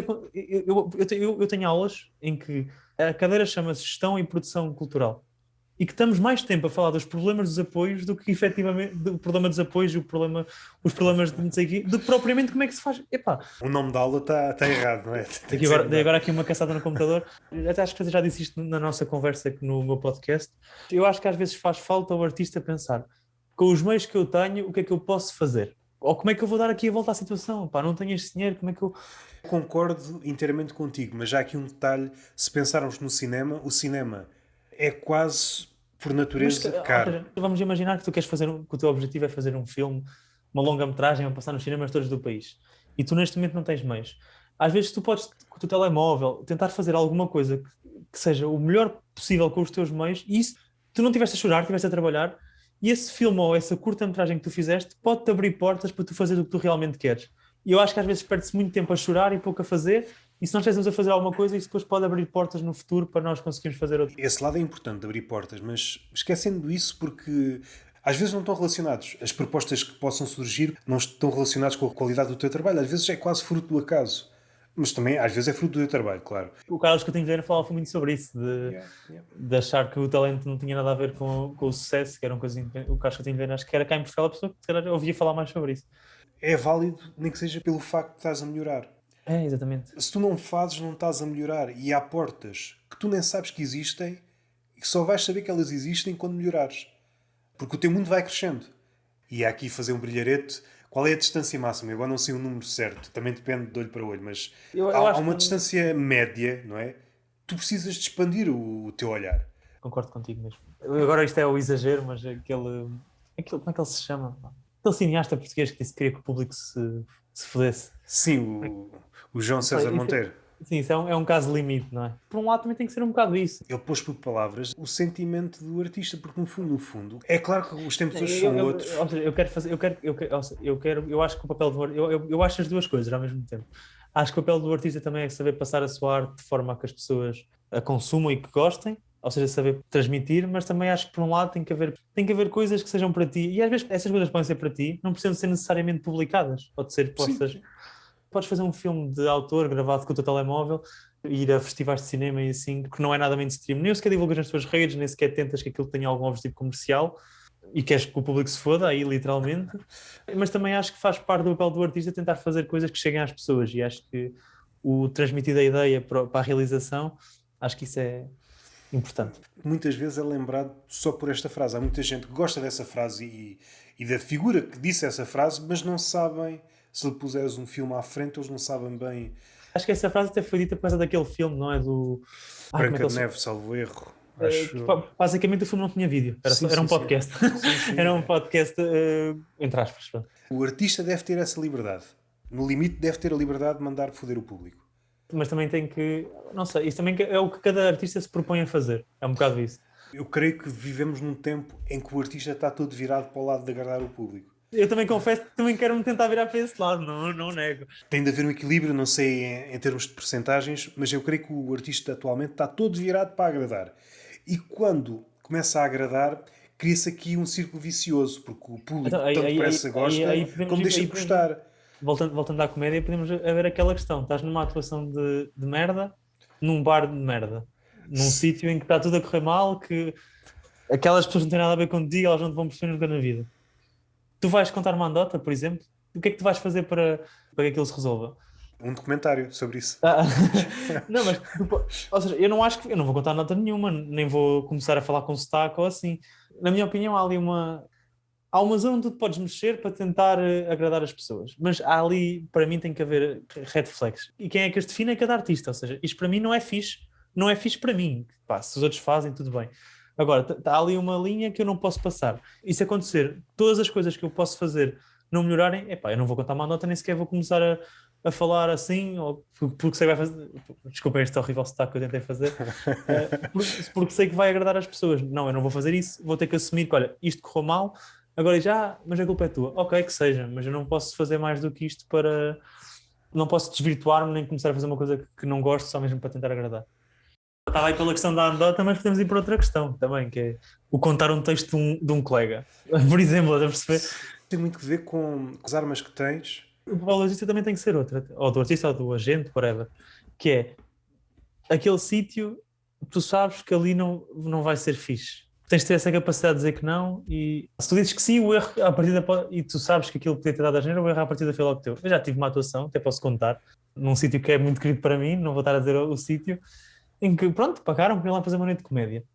E aquilo foi mau para toda a gente, quer seja para os comediantes, quer seja para as pessoas que estavam a assistir. Eu vou explicar. Porque havia lá uma parte, aquilo era num bar, na parte da sala, que as pessoas estavam a assistir e efetivamente queriam estar a ver o stand-up e estavam-se a rir e assim. Mas o resto do bar estava-se completamente a cagar. Desde as pessoas que estavam a trabalhar, o bar era assim em L. As pessoas estavam aqui deste lado das mesas que não estavam a ver, estavam a conversar, estavam a jogar dardos. Depois ainda havia uma varanda em que a varanda estava toda a gente a conversar. Ou seja, aquilo foi estúpido. Porquê? Porque havia pessoas que queriam efetivamente ver e que estavam-se a rir, estavam interessadas. E depois havia o resto do bar que estava-se completamente a cagar, que prejudicou, quer seja a mim, quer seja ao público. Prejudicou-nos o espetáculo. Ou seja, eu devia ter sido mais rígido, devia ter sido mais... eu também não tinha forma de saber se era mau. Pronto, é eu assumir que não correu bem, porque pronto, olha, às vezes também nós não temos forma de saber antes de aceitar que vai correr mal. Às vezes temos que assumir que não vai correr bem e não temos que estar a desvirtuar-nos só para que comece a correr bem. Um futebolista, por muito bom que seja, em princípio não vai fazer aquilo que costuma fazer em cima de um arame. Tu nunca viste um futebolista em cima de um arame entre dois prédios. Exato, exato. Eu não estou a querer dizer que não há bares que nós consigamos dar a volta e até que corra bem a atuação e blá blá blá. Não é isso que eu estou a querer dizer. O que eu estou a querer dizer é que às vezes nós já esgotamos as nossas capacidades. Claro que às vezes, se calhar se eu fosse lá hoje, já conseguia fazer melhor do que fiz outra Com vez. as armas que tinhas na altura, não Sim, conseguiste. e daqui a 2 anos espero eu que consiga ter muito mais. Se calhar até arrebentava a casa e até conseguia pôr ali a mulher, toda a gente calada no bar, whatever. E, efetivamente, eu acho que é o assumir do: olha, não dá mais, pronto, aconteceu, aconteceu, e é um bocado o aceitar. Às vezes não há volta a dar. Tens alguma pergunta? Por acaso tenho, por acaso tenho. Eu já percebi que tu gostas muito da parte da escrita e que sentas muito da parte da escrita, e de podcast é assim o conteúdo, pelo menos, ou pelo menos é o que tu fazes mais. Tens saudades de fazer stand-up ou de fazer stand-up regularmente? Tenho saudades. Já não me recordo o que é que eu disse ou o que é que eu pensava no início. A relação entre escrita e stand-up. Provavelmente disse alguma baboseira. O stand-up pode beber na escrita, mas é assim, são duas coisas. Não sei se são dos mesmos pais. Primos devem ser, agora. Primos afastados, talvez. Isto para dizer o quê? É claro, se souber escrever melhor. Não é o crucial, não é pelo facto de saber escrever exemplarmente que depois Vais ser resulta um bom stand-up comedian. não tem ligação. Tal como um bom stand-up comedian, mesmo se fazendo tudo ele original e sendo ele a escrever tudo, nem sempre vai ser um bom escritor de crónicas, ou um bom escritor, ou um bom guionista. Eventualmente pode ser, Pode, mas mas não. Como é que eu te fizeste esta pergunta sempre? Eu vou fazer na mesma, mas não estou a fazer com ar, não estou a fazer com ar arrogante, acredita? Faz. O que é que tens feito para melhorar isso, ou o que é que tu queres fazer assim a médio prazo para melhorar isso? Eu também sei que tu tiveste a questão do Covid, não sei se tinhas problemas, era Sou asmático. Exatamente, pronto. Tive algum, sei por acaso, tinha pensado antes da pandemia começar a fazer com alguma frequência, mas entretanto veio a pandemia. Mas agora tenho 2 trabalhos, é muito complicado. A minha ideia era fazer com alguma regularidade, não é agora fazer e depois, olha, só tenho tempo daqui a Exatamente. 6 meses. Não valeria a pena assim. Não vale a pena. E aqui contradigo-me um pouco. Tenho alguma coisa escrita ou pelo menos pensada. Um dos meus podcasts, o Túnel de Vento, ainda que não seja inteiramente comédia, há vezes em que muito daquilo que é lá dito pode ser transferido para o palco. Aquela ideia de escrever em palco é mais ou menos o que acontece em alguns episódios. Vais com uma ideia e depois pode Sim. acontecer. Às vezes nem sequer vou com a ideia. Ou vais com uma outra que levou àquela também. Às vezes vou sem ideias nenhumas. Às vezes tenho ideias. Mas às vezes vou sem ideias nenhumas. Posso dar um exemplo, foi o último... Há 2 episódios falei de uma figura, mas assim não, por acaso não foi de comédia. E de fazer alguma coisa de comédia sobre esta figura. Há uma figura mítica chamada Procusto, se a memória não me falha. É uma figura da mitologia grega. Salvo erro, é um gigante. Em algumas traduções é um gigante, noutras não é, mas não interessa. É uma figura que nós diríamos hospitaleira. Recebe o outro, tem uma cama para ti. Até aqui tu dirias, olha, é um gajo porreiro, está pronto para receber. Só que aqui entra já o twist. Se fores maior que a cama, ele amputa-te o que está a mais. Se fores menor que a cama, ele estica até ocupares a cama toda. O ideal é ter o mesmo tamanho que a cama. Mas agora há outro plot twist. Ele tem 2 camas. Tu nunca vais ter o tamanho certo para a cama. Ele dá-te sempre a cama que não condiz com o teu tamanho. Eu acho que é a figura da cancel culture. A cultura do cancelamento é exatamente o Procusto. Tu nunca tens o tamanho ideal. Dão-te sempre a cama errada. Em relação à cultura de cancelamento, não sei se é pelo tipo de humor que eu faço, não ser muito atacado pela cultura de cancelamento. Eu acho que às vezes, não gosto muito de falar sobre isso. Acho que às vezes fala-se, não é demais, eu acho que nunca é demais falar das coisas, mas acho que às vezes há um certo exagero a falar da cultura de cancelamento, quase como... Eu não estou a dizer que ela não existe, não é isso que eu estou a dizer, acho que existe, mas já vi pessoas a falar como se tivessem sido vítimas dela, quando na realidade não foram. Em Portugal já houve casos, e depois muitos não são falados para não dar depois projeção. É este fenómeno de, se tu dás projeção, depois os teus carrascos sabem realmente que têm poder. Então quem levou uma punição de alguma forma, perder projetos, e isso não diz porque está sempre nesta situação. Sim. É quase aquela leitura do Essa de Queiroz, mas enviesada. É o nosso provincianismo. Só escolhemos a merda. Só para também fechar aquele assunto que estávamos a falar, de o que é que tens feito para... Já voltamos aqui à parte do cancelamento, mas só para fechar a outro assunto, que às vezes isso irrita-me nos podcasts, que nós abrimos Não temas... fecham assuntos, cara. Ter assim algum bar em vista, estás a pensar ir mais vezes a Lisboa? A do bar em vista, qual é o problema? Eu acho que a parte de organizar a noite ia consumir muito. Eu acho que entretanto mudou. Muitos dos fantasmas que eu tenho são infundados. Eu acho que a mentalidade do humorista típico mudou nos últimos anos. Seja como for, eu acho que esse tempo me ia consumir. Aquilo que eu gosto mais é mesmo de criar, não é de estar a Ok, então gerir. gostavas, por exemplo, de ir mais vezes a Lisboa ou de Yeah, yeah. algo...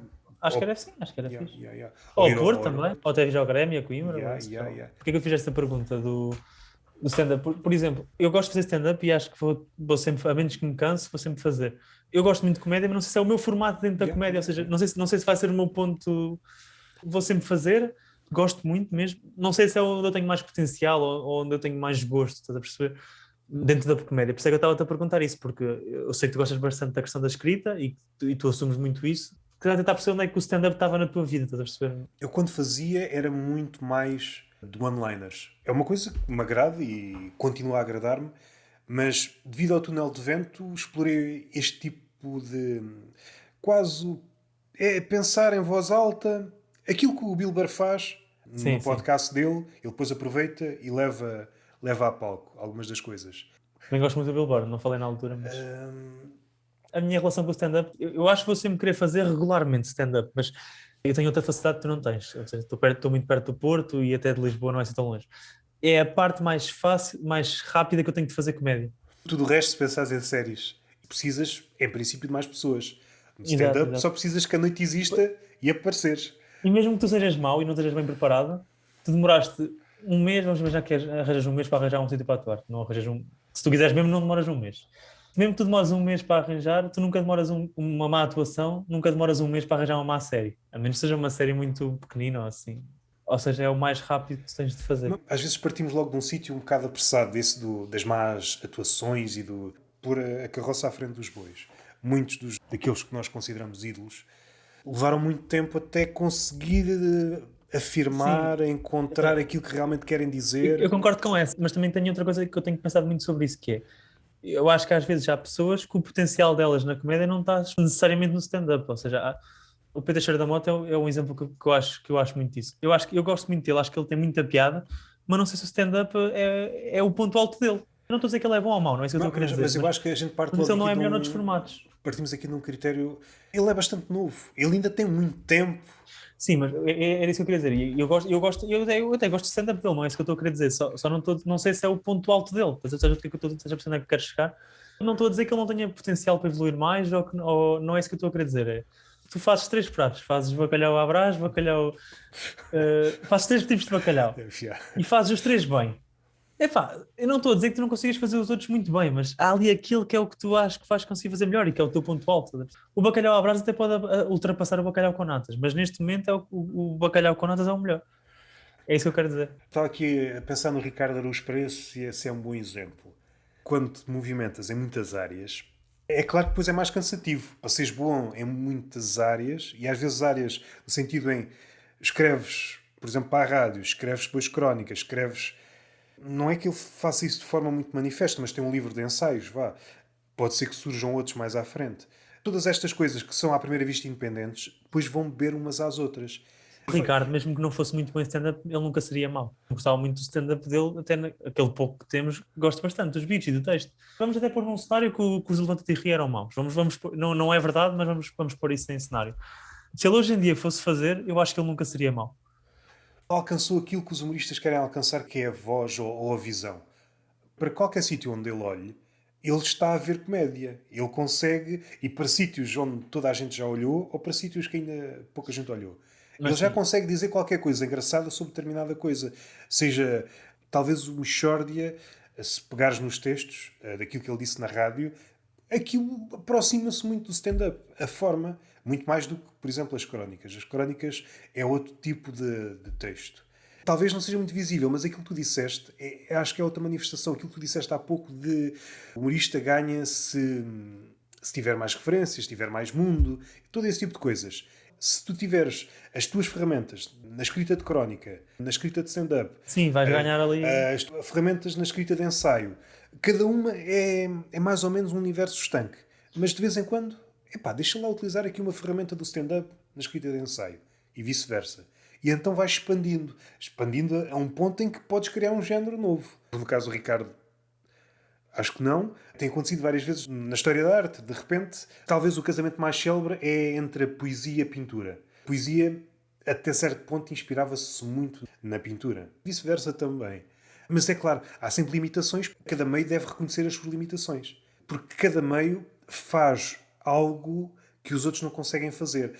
Não é um casamento, mas é uma espécie de inspiração. O que a poesia almeja é alcançar a música. Uma ideia que já foi dita várias vezes, de diversas formas. A poesia nunca pode substituir-se à música, porque a música já lá está. Estamos a falar muito no abstrato e é muito difícil quantificar. Sim. O que é que realmente a música tem de diferente? Não sei se me estou a afastar do que estás a dizer, mas vamos imaginar uma pessoa que naturalmente tem predisposição para ser melhor em stand-up logo à partida. Em stand-up, em comédia, logo à partida. Foi o contexto. Claro que há a parte biológica, mas também há a parte do contexto social envolvendo na pessoa. É muito difícil ou seja, foi o contexto social, mas foi o quê em concreto? Isto é impossível nós conseguirmos. Sim, eu acho que vem daquilo que tu estás a dizer. Podes criar teorias à volta. Na vida dele aconteceu uma data de merdas que levou a que ele fosse muito bom comediante ou que fosse uma pessoa super engraçada. Mas só isso também não explica, porque não erramos muito.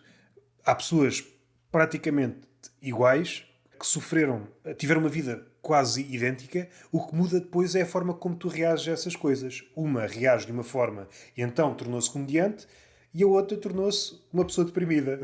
E às vezes coincidem, por exemplo. Estou a dar este exemplo. A forma como reages às coisas é aquilo que define. Porque a conclusão disto, noto muitas vezes que há uma propensão para dizer aquilo que te acontece é aquilo que define. Epá, isto é outra forma de dizeres que toda a gente tem um destino. Está tudo pré-determinado. Isso é medonho. Vamos imaginar, já deves ter tido algum exemplo na tua vida de tu estás a investir em duas coisas ao mesmo tempo. Não precisa ser investir, está a perceber o que estou a dizer. Criptomoeda. E naturalmente tu vais ficar melhor numa do que na outra. Não sei se tens algum exemplo assim para dar. Eu tenho um, por exemplo, mas se tiver assim algum primeiro. Assim de repente. Eu vejo isso com o stand-up e com a rádio. Eu nos dois, tento ser engraçado nos dois, não? Tento ser engraçado nos dois, tento ter piada nos dois. Na rádio também é um bocadinho mais difícil porque não tenho um retorno do outro lado, ou não tenho instantaneamente, digamos assim. Eu estou a gostar mais de mim enquanto radialista, pessoa que faz rádio, do que enquanto stand-up comedian. Não estou a dizer que não estou a gostar como stand-up comedian, também gosto. Apesar de estar a investir nos dois ao mesmo tempo, acho que estou a evoluir mais na vertente de rádio do que propriamente no stand-up comedy. Mas será que não tem que ver com uma questão prática? Tu, enquanto radialista, compareces mais, estás mais presente. Mas eu não penso tanto na rádio como penso no stand-up, estás a perceber? Ou seja, eu acho que invisto mais tempo no... Mas podemos levar isso para um cenário risível. Não é pelo facto de eu pensar que sou médico que me torno médico. Claro que eu tenho muito mais tempo de rádio do que tenho de stand-up, em termos de horas, digamos assim. Eu penso muito em stand-up e que formas de dizer a piada e tal. E eu na rádio, eu não tenho qualquer tipo de treino para a rádio. Ou seja, uma vez até foi engraçado, eu com o meu colega de rádio ligamos o microfone e começamos a falar. E uma vez que ele faltou, e eu tive que ligar à Ana Rita, que é uma pessoa da rádio que eu gosto muito também. Queres vir substituir o Rodrigo e tal? E ela assim, ok, o que é que tens preparado? E eu, nada. E ela, não pode ser, como é que não tens nada preparado?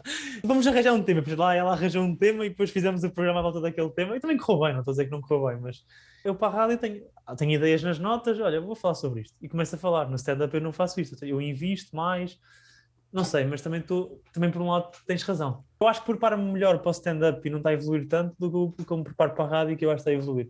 Pela tua forma de falar, parece que tu és uma pessoa que acredita mais no trabalho do que propriamente nesta questão de, ou não, Não conheço assim um exemplo. de predisposição. Assim na literatura, há dois exemplos só, e podem ser discutíveis, na poesia. O Rimbaud, que foi um poeta que só escreveu para aí dos 16 aos 19. E depois deixou de escrever. É considerado um dos maiores poetas de sempre. E o William Blake. Se analisares o caso do Rimbaud, ele até aos 16 ele leu como um demónio. Ele leu aquilo que não era expectável para a idade dele. Leu se calhar aquilo que era expectável para alguém de 40 anos. Há ali uma razão pela qual ele escrevia da forma que escrevia. Às vezes é difícil nós percebermos essa razão, ou seja, aí se calhar era expectável porque ele lia muito. Há muitas pessoas que leem muito e depois não chegam a escrever, não é? Mas eu acho que na comédia não é bem também... assim. Eu acho que na comédia isso não funciona bem assim. Tu podes consumir muita comédia e podes não ser zero engraçado. É a transição de... Acho que é a transição, no caso da literatura, é a Eu acho que, por transição exemplo, do leitor para o escritor. Ler bem é importante, mas depois escrever é outra coisa. Continuam ligados. Um escritor nunca deixa de ser um leitor. Eu não sei qual é o paralelismo que podemos fazer no stand-up. Humoristas que se desligam do humor. Enquanto consumidor, não se vê isso nas outras artes. Realmente um escritor tem de ler, não há outra forma. Um poeta também tem de ler. Olha, eu acho que um comediante também. Não, eu não sei, mas eu acho que as pessoas também acabam às vezes por dizer que veem menos do que realmente veem. Ou então elas, se calhar, não veem assim com não estão sempre a ver e dizem que não leem muito, mas eu acho que é inevitável tu ver. Se descobrires a forma de dizer as coisas, depois é só falares dessa forma que encontraste. Mas a comédia envolve muitos fatores, eu acho. Envolve a forma de estar, timing, texto, coisas que eu nem sequer estou aqui a dizer, mas acho que envolve mesmo muitos fatores. É claro que podes inspirar-te ou tirar apontamentos de coisas que estás a ver, pessoas que estás a ver ao vivo ou coisas gravadas, mas eu acho que podes quase abdicar disso. Podes dizer-me, se eu tomar notas, não vou cometer os erros, vou conseguir saltar alguns erros, provavelmente. Já agora, não sei se te lembraste de algum exemplo teu, de duas coisas que tu achas que naturalmente destacaste mais. Escrita de crónica. Por exemplo, ou entre crónicas e... O podcast O Túnel do Vento, que já tem quase 600 episódios, é um caso, inicialmente, até os primeiros 10, não sabia se realmente teria jeito a fazer aquilo. Mas depois, pelo próprio formato, é um formato que não tem rede, só conto comigo, não tem tópicos, não tem nada. Eu estou dependente daquilo que eu posso eventualmente pensar na altura. A ires a palco sem nada preparado. Estou no fio da navalha. Eu, quando estou a pensar uma coisa e dizer essa coisa que estou a pensar, quando eu acabar de dizer esta frase, posso não ter nada a seguir. Eu estou sempre assim. Não querendo monopolizar a conversa para mim, mas eu também às vezes faço um bocado isso. Eu, às vezes, para escrever stand-up, eu escrevo um texto e começo a dizer lá à frente do espelho e vão surgindo piadas a partir daí.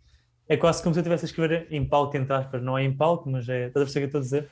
Aquilo que inicialmente achavas impensável, tu vais criando estratégias. Aquilo que parecia difícil, ou epá, desta vez consegui, mas foi por sorte. Vais percebendo, afinal até consigo. Também pode ser uma faca de dois gumes. Podes tornar formulaico. Tens de tentar fugir disso. No meu caso, estou sempre a tentar dificultar o meu jogo. Eu acho que ainda não estou na fase de dificultar quando ainda não encontrei, estás a perceber? Do túnel de vento em específico é, por exemplo, começo com um tema. A meio do tema salto para outro, e para outro, e para outro. E às vezes já tenho 10 temas. E é como se, ok, agora tenho 10 temas para brincar. Como é que eu consigo? É o que estamos a fazer hoje também aqui um bocado. Sim, Já temos aqui sim, muitos sim. assuntos abertos. Sim, sim. À primeira vista pode não ter, mas tem tudo ligação. Há pouco estava a falar daquela figura do Procusto, ligo com a cultura de cancelamento, depois ligo com, se bem me recordo, falei de algumas figuras, Sísifo, Prometeu. O Sísifo é aquela mais conhecida, da pedra vai para cima e depois vai para baixo. E tal, tal, tal, tal. Aparentemente parece à desgarrada, coisas desconexas, mas depois percebe-se, às vezes no fim, e às vezes nem eu percebo, isto tem tudo ligação, afinal isto parecia uma salgalhada, uma mexórdia, isto tem ligação. Isto só se aprende fazendo muitas vezes. Caso contrário, a fluidez do pensamento e saberes que, independentemente do tema, é claro que há dias melhores e piores, vai sempre haver qualquer coisa a dizer. E até outra coisa, o facto de estar sempre à beira de um precipício, e o precipício aqui é uma frase ou uma ideia ou uma piada, e agora, isso pode dar-te motivo para outra piada. Essa tensão, como é que tu jogas com a tensão de não ter nada para dizer? Isso dá origem, às vezes, a piadas que não têm nada a ver. Acho que já foi citado aqui neste podcast, o Freddy citou, há um episódio que ele gosta muito, onde eu faço quase um beat sobre osgas, e eu começo a falar de osgas, e às tantas... Freddy, um grande maluco. E provavelmente há de ouvir este episódio. Já a partir desta premissa, as osgas, de alguma forma, beneficiaram com o progresso do homem. Antes do homem não havia paredes. A partir do momento que apareceram as paredes, as osgas, isto é a minha vida de sonho, posso apanhar banhos de sol. Tu não vês osgas, é raro ver osgas em pedras ou rochas, ou não vês. Não vês, é osgas na parede. Aqui até podias, do ponto de vista filosófico, o que é que nasceu primeiro, a osga ou a parede? Fui dando várias voltas até chegar. O melhor sítio das osgas, o paraíso das osgas, é a muralha da China. É o melhor sítio. E isso era impensável se eu tivesse uma ideia. Fui saltando precipício em precipício até chegar à muralha da China. Isso é muito engraçado, as osgas. Eu acho muita piada quando as pessoas têm uma ceninha delas. Por exemplo, tu é a literatura e volta e meia, lá estás tu com a tua literatura.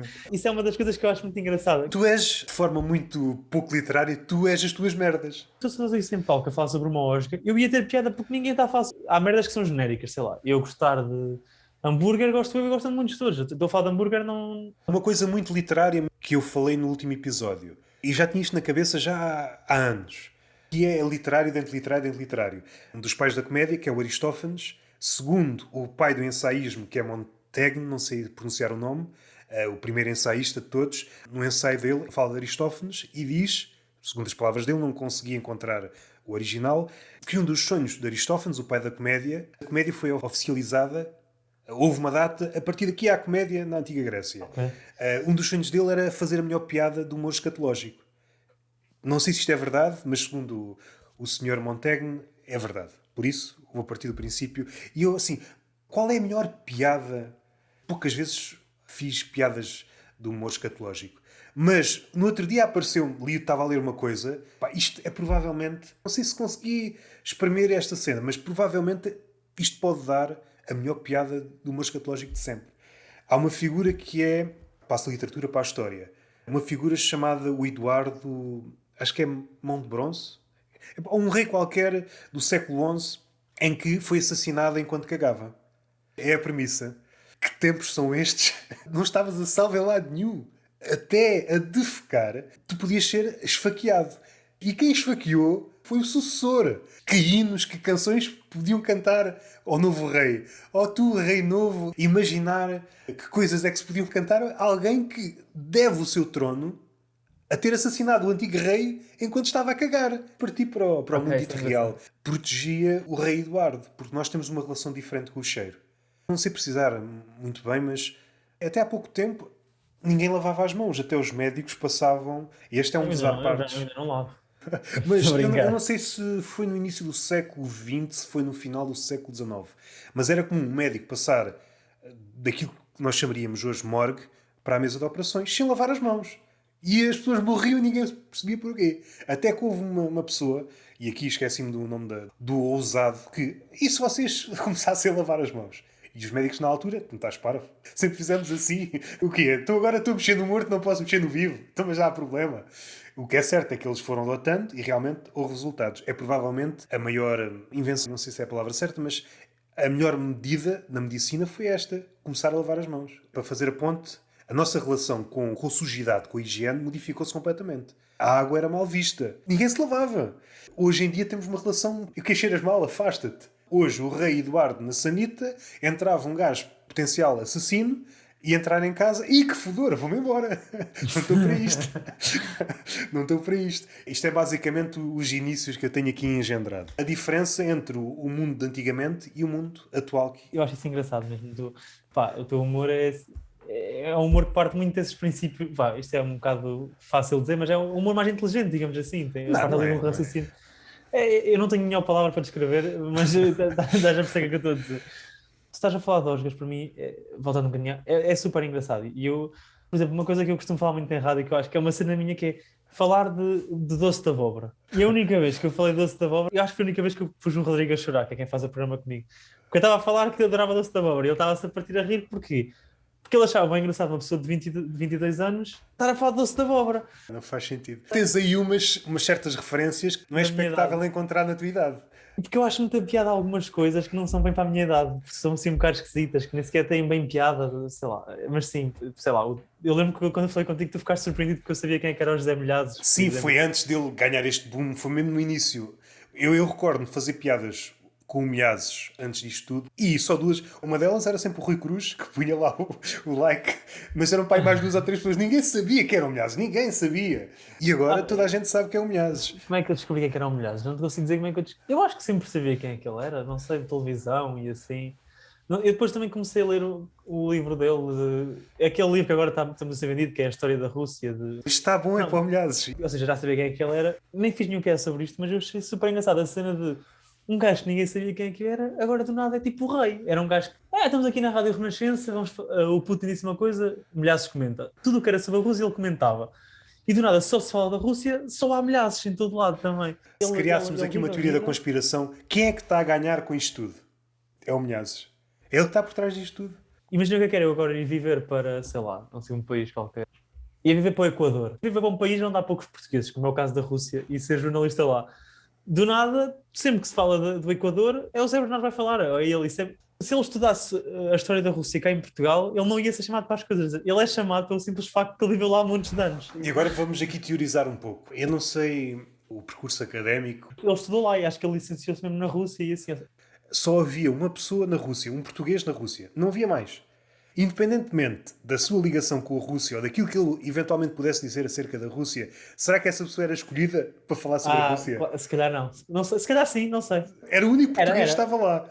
A minha namorada é russa, já é o segundo ano que eu estou para ir à Rússia e não consigo. Se eu humilhasses que me estava a boicotar ou assim, para ser a única pessoa a falar sobre a Rússia, mas foi. Eu era para ir antes da pandemia, entra a pandemia, vumba, não vou. Entra a guerra. É agora, já está a pandemia mais calma, vamos para a Rússia, vou até lá, pumba, guerra. E eu, epá, fogo, eu começo a achar que é uma conspiração para eu não ir ao caraças do país. Sim, é o mais expectável. Se isto fosse na América, de certeza que já havia uma teoria sobre isso. Se isto tudo acontecesse nos Estados Unidos, de certeza que já havia uma teoria da conspiração à volta do Milhazes. De Mas pronto, certeza. epá, fica aqui o desafio, o Milhazes vir ao teu podcast e ao meu. Fazemos aqui aqueles podcasts que é aqueles episódios das séries, sabes? Crossover, não é? Sim, crossover, exatamente. Era, Yeah. vinha metade a mim, metade a ti, não sei. Como é que ele reage à comédia? Se ele tem um lado engraçado, se não tem. Uma boa questão. Para concluir, estava a dizer, sim, pá, às vezes tenho algumas referências que não são bem para a minha idade, até porque eu tinha um grupo também na faculdade que era assim. É especificamente uma pessoa que até lhe posso dar um abraço, que é Ricardo Peixoto, e ele é um bocadinho cromito, eu juntava-me a ele nessas coisas, então às vezes ele mandava-me cenas, olha o que o político X disse em 1980 e tal, e estávamos tipo a ver e a rir-nos, e só nós já que achávamos piada aquilo, e pronto. Foi mesmo desse tempo da faculdade que eu fiquei com essas referências assim um bocado mais estranhas, e inicialmente era mais ele a mandar-me, depois também comecei a ser eu, e tem volta e meia ainda tenho assim algumas. O que é que pegou no bolo de figo, que é típico do Algarve? Lembro de haver uma conversa desse género. É expectável um certo tipo de referências em determinada idade, mas também tem que ver com as referências. Se pensarmos num comediante de Lisboa, não tem necessariamente ter as mesmas referências que um comediante de fora de Lisboa. Sim.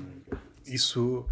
Estava aqui a pensar no Alentejo... Mas por acaso não conheço desse bolo de figo, é assim, bolo de, como é que é? Bolo de figo. Conheces Ia Pastel fazer- Tentugal, não? Já agora? Conheço. E bolo dançã?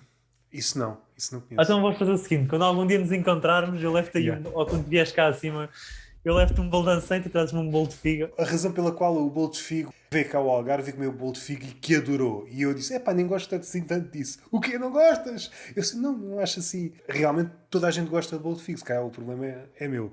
Pá, eu acho que se combina pouco isto nos podcasts, que é as pessoas oferecerem sim. coisas umas às outras. Yeah. Por isso é assim, eu quero um bolo de figo quando tu vieres cá acima e quando eu for aí abaixo, Yeah. eu levo-te um bolo dançã, de pastel tentugal, algum bolo qualquer de pastelaria própria daqui. Como é que eu ia te explicar?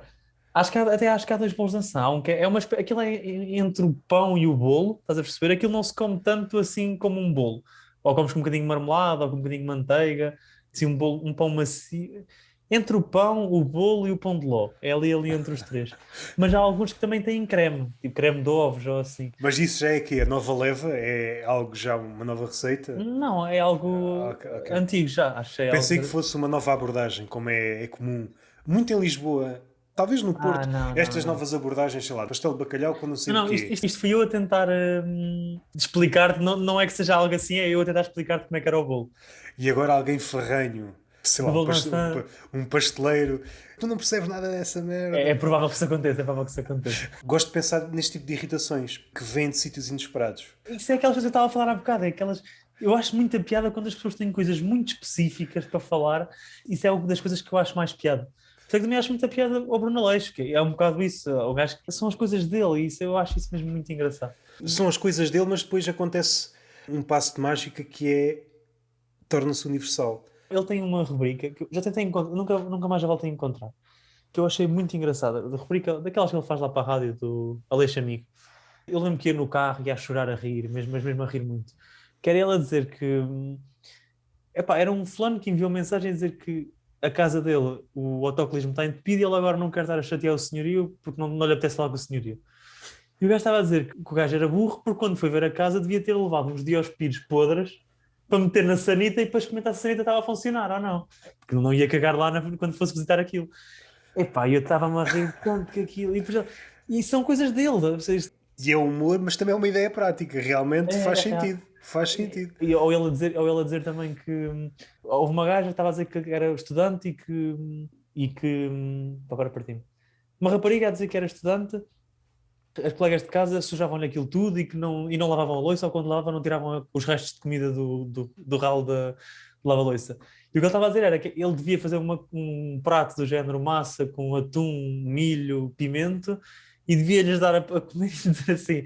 E quando eles estivessem a comer a mãe, dizer: estão a gostar, estão? Pois, isso foi feito com os restos do ralo de comida que vocês tinham posto. E são coisas... Eu não sei se vocês especificam isto, são coisas da pessoa própria, mas... O Bruno Aleixo tem um lugar muito especial no meu coração. Eu há bocado nem falei sobre ele como uma referência, mas também é obviamente... Não vou conseguir dizer bem, mas eu recordo no episódio, acho que foi o Nelson. Era um episódio qualquer que estavam os ossos enterrados e depois a explicação dele foi que os ossos estavam enterrados, mas depois não estavam. Deve ter sido uma toupeira. Mas depois voltaram a estar. Não estou a lembrar dessa. Mas depois voltaram a estar. E esta ideia de uma toupeira mexeu nos ossos e depois voltou a meter, é estúpido, mas eu queria esta imagem na cabeça. Uma vez a falar com o João Pedro Pereira, também estava a falar do Bruno Aleixo, e ele estava a dizer que aquilo tem enviado-me que é um bocado humor de velho. Ou seja, são velhos que estão a desconversar e estão ali. E é verdade, o Bruno Aleixo é velho, ele tem 60 e tal anos, a personagem em si, não é o autor. E que ele tem mesmo piada, que é... E, às vezes o Renato Alexandre está a falar e ele nem sequer está a dizer nada de jeito. Ele está a dizer que fez Erasmus na Polónia, mas a ver aquele ganda croma dizer que fez Erasmus na Polónia, como é que eu não meio de partir a rir? Na primeira vez que vi e aquela primeira temporada... É para mim o melhor trabalho que ele fez até agora. Para mim, rio-me com aquilo e pá, sim. Ainda há pouco tempo revia essa parte. O Ramiro, o repetente. O repetente, sim. E depois a sopeira. E a professora... E o diretor da escola, dos comunistas, e não sei o quê. É a prova de que envelheceu bem. Eles estão sempre a desconversar. Isso do desconversar, tu disseste que é típico de velho. Concordo em parte, mas também acho que é típico do humor, que é que há uma fricção entre o tempo de antes e o tempo de agora. Nós damos muita importância àquilo que dizemos ou àquilo que fazemos. O desconversar é pôr em prática o nosso desapego em relação até àquilo que nós dizemos. Não damos grande importância a nada. O Bruno Aleixo também envelhecer mal, acho que pode ser muito difícil, porque os bonecos não dá para levar aquilo a ser, ou seja, acho que toda a gente assume claramente que aquilo é gozar, então muito dificilmente. Há coisas que ele diz que não pode dizer em stand-up, por exemplo, ele diz a Adelaide a gorda, a matelona ou a gorda, não sei o quê. Yeah. Chamar a gorda assim hoje em dia pode ser sensível, mas como aquilo está feito é tão claramente a gozar... Há uns anos concordaria em absoluto contigo, se bem que há terrenos novos a serem trilhados. Há uns anos não era expectável que houvesse tentativas de cancelamento, seja aquilo que lhe quiser chamar, em relação a personagens de animação, seja os Simpsons, seja o Family Guy, e entretanto aconteceu. Aquilo que era impossível está-se a tornar possível. Era o sítio onde tu podias esticar mais a comédia, porque estavas protegido. Além de ser um produto de ficção, era a animação. Essas duas proteções. E parece que hoje já não chega. Mas há de chegar um dia em que algum maluco... Então, mas o Bruno Aleixo chamou gorda a Adelaide. A Adelaide, né? Também acabamos por não falar da cultura de cancelamento. Acabamos por não desenvolver muito aquele tema, mas se calhar vai ficar um tema em aberto. Vai ficar um tema em aberto. Como para a próxima outros. Conversa, que é para dizermos... Há muito esta cena. Foi uma boa conversa e gostei muito, mas realmente tenho gostado de todas as conversas. Só há uma, não é que não tenha gostado, mas... E serviu-me para melhorar daí para a frente. Não estava preparado para a conversa, não por sermos realidades distintas, porque foi um humorista, mas já deves ter reparado, cada pessoa é uma pessoa quando estás a falar no contexto da rádio. Também tenho um podcast de conversas e também é muito complicado. Tu vais-te preparando. E aqui a preparação pode ter coisas escritas ou só pelo facto de teres horas em cima. Mas de repente aparece uma pessoa diferente e tu vais lançando e a pessoa reage de forma diferente. Já te aconteceu certamente uma conversa que tu não gostaste assim tanto e eu ouvi até estar melhor do que estavas a pensar, ou o contrário? Já aconteceu. O que é que eu aprendi aqui? Uma conversa. A maioria das vezes isto é uma conversa, mas também pode ser uma entrevista. Porque se nada resultar da conversa, eu tenho algo preparado. Eu tenho já não me vou apanhar desprevenido. Por exemplo, aquilo que eu estava a dizer há bocado, que se calhar não gostei tanto do Eduardo, não estou a dizer que não gostei de lá, estou a dizer que não gostei tanto da minha postura, porque eu gostei muito de ir lá. Foi aquela de não... Eu se calhar expliquei mal há bocado, não é o tanto eu também fazer perguntas, mas é eu também ouvir mais a outra pessoa, no sentido de... Eu senti que nesta conversa, hoje aqui os dois, eu ouvi também o que tu gostavas e ouvi as tuas coisas e não sei o quê. Posso não ter feito nenhuma pergunta diretamente, ou fiz uma ou duas, mas eu ouvi o que também estavas a dizer sobre o assunto, estás a perceber? E também acho que desenvolvemos coisas a partir de ti. Isso é o que distingue mais uma conversa de uma entrevista. Eu vou fazer uma entrevista, se bem que conversas comédicas é um formato que se está a alterar um bocado. Numa entrevista de Roberto, Gostas de ler? Gosto. Eu também gosto. Na entrevista, não, tu não gostas de nada. Tu na Tu entrevista. calas, tu passas para a próxima. Sim, Se não desenvolver, passas para a próxima. sim. Na conversa é que sim, que é a cena do olha, eu também gosto por acaso e tal. Não sei, mas isso é a minha visão. Se calhar posso não estar correto em termos O que pode acontecer teóricos. às vezes na conversa é quando a conversa é de tal maneira boa que tu queres falar Falam tudo, tudo e não falam nada. tudo aquilo que a outra pessoa te diz, te entusiasma. Para ti foi espetacular, mas depois para quem está a ouvir pode não ser o melhor outcome. E também não tem de ser necessariamente uma espécie de debate. Toda a gente ter um tempo cronometrado. Se desta vez alguém falou mais que o outro, da próxima vai ser o contrário. Não há É, problema. exatamente. Não há problema. Mas estavas a falar do formato do teu podcast. Qual é a Ah, mudança que estás a ponderar, ou já está em curso? o Conversas Comédicas, como é que aquilo começou? Eu lembro que na altura eu falei com o Eduardo Marques por causa do Porto Comedy. Eu tinha entrado para a rádio e a minha proposta era ser um comediante da manhã, ou ser um colaborador dos programas da manhã, a fazer entretenimento. E eu tinha uma rubrica daquelas clássicas, como tem o Bruno Nogueira, etc, etc, que foi uma rubrica que durou 10 semanas e eu parei de a fazer porque percebi logo que não fazia qualquer tipo de sentido para mim. Não digo que não vá fazer no futuro, mas não tinha maturidade na altura e não gostei muito como elas estavam. Não é que não gostasse dos temas, mas não estava a sentir que era aquilo, não era o caminho para ali naquele momento. E não é algo que me puxe muito agora, sinceramente, neste momento. Pode puxar no futuro, mas agora não me puxa. E pronto, eu fiz ali uma conversa com o Eduardo Marques sobre o Porto Comedy Fest, que o que é que aconteceu? O som ficou uma grande porcaria. Uma grande porcaria.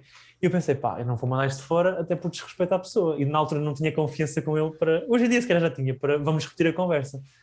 Então o que eu fiz foi o seguinte: peguei na conversa, cortei excertos e fiz aquilo como uma peça de rádio. Ou seja, falei com o Eduardo Marques e ele disse isto. É uma peça de rádio, ou até mesmo na televisão. António Costa disse, e fala António Costa. Depois Rui Rio disse, e foi essa, e ficou esse formato. O que é o Porto Comedy Fest? Que é uma peça informativa, mas não é que fosse informação de ser imparcial. Informativa do género, é para informar, mas é parcial, digamos assim.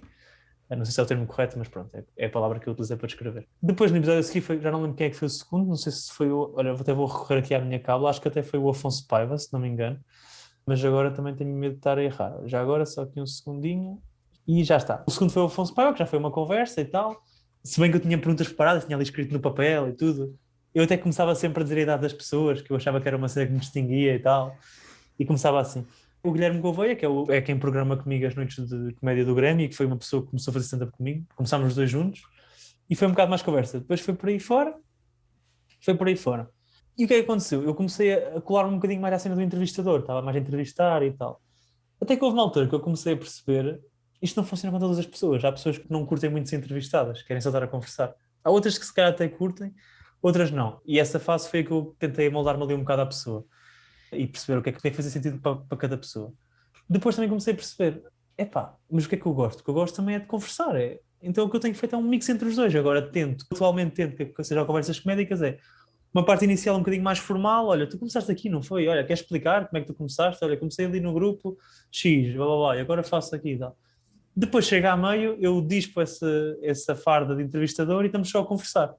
As duas conversas que eu mais gostei do resultado final foi a do Rui Igui e foi a do Rafael Videira. Foram as que eu acho que ficaram melhor concebidas nesse tempo. Tivemos tempo para falar sobre as coisas em concreto, ou seja, não foi uma conversa sobre nada, foi uma conversa sobre alguma coisa em concreto, mas ao mesmo tempo também tivemos a brincar, tivemos a fazer esse o formato que eu procuro um bocado de conversas comédicas. Há pessoas que, sei lá, nós os dois quando falamos tenta ficar um bocadinho mais sério, mas não faz mal, isso não me preocupa nem não quero estar a ser palhacinho. Agora, há pessoas que querem ser palhacinhas, eu também gosto de ser palhacinho de vez em quando, então vou ser palhacinho com elas. E pronto, não sei se fui um bocado confuso e se falei muito e acabei por não dizer nada. Ainda que queiras ir para o lado da conversa, Também podes... quero ter toda a parte da entrevista fixa, Sim, exatamente. sim. Quem tem um formato parecido depara-se com as mesmas perguntas. Cada pessoa é diferente. Tu dependes muito daquilo que a pessoa te dá. Podes entrar mais palhacinho, mas se a pessoa reagir de forma muito séria, assim, caraca, isto não resulta. E agora? Como é que Sim, eu saio exatamente. daqui, não é? É sentir a energia de cada pessoa. Pá, eu não estou a entrar na parte espiritual, atenção, toda a energia, mas. Pensei que tinha perdido já. Sim. Vai, é sentir a energia da pessoa e ver o que é que faz sentido e divertir. Por exemplo, eu gostei da conversa contigo e foi uma conversa mais séria, mas também gostei muito da conversa com o Iggy e estávamos a falar sobre um abacate que dá notas, que era lá um instrumento. Gosto muito dos dois formatos. Esse formato, dito mais sério de entrevista, é um formato que ainda é de explorar mais à frente. Se procurar no Spotify, aí podemos chamar entrevistas. Por exemplo, com o George Carlin, com o Woody Allen, com o Seinfeld. Aquelas perguntas clássicas. É mais para ficar como documento, como há pouco estava a dizer. Agora vamos ter aqui uma Exato. conversa realmente séria com o Ricardo Aruz Pereira, de uma vez por todas, para isto ficar gravado em pedra de mármore. Quais são as tuas referências? Onde é que vês os Monty Python no teu trabalho, se é que vês? Eu também reconheço esse valor, também reconheço esse... Ou seja, a pessoa até pode mudar a opinião toda daqui a um ano ou daqui a 6 meses, mas também é importante perceber em que ponto da cabeça é que ela estava naquele momento.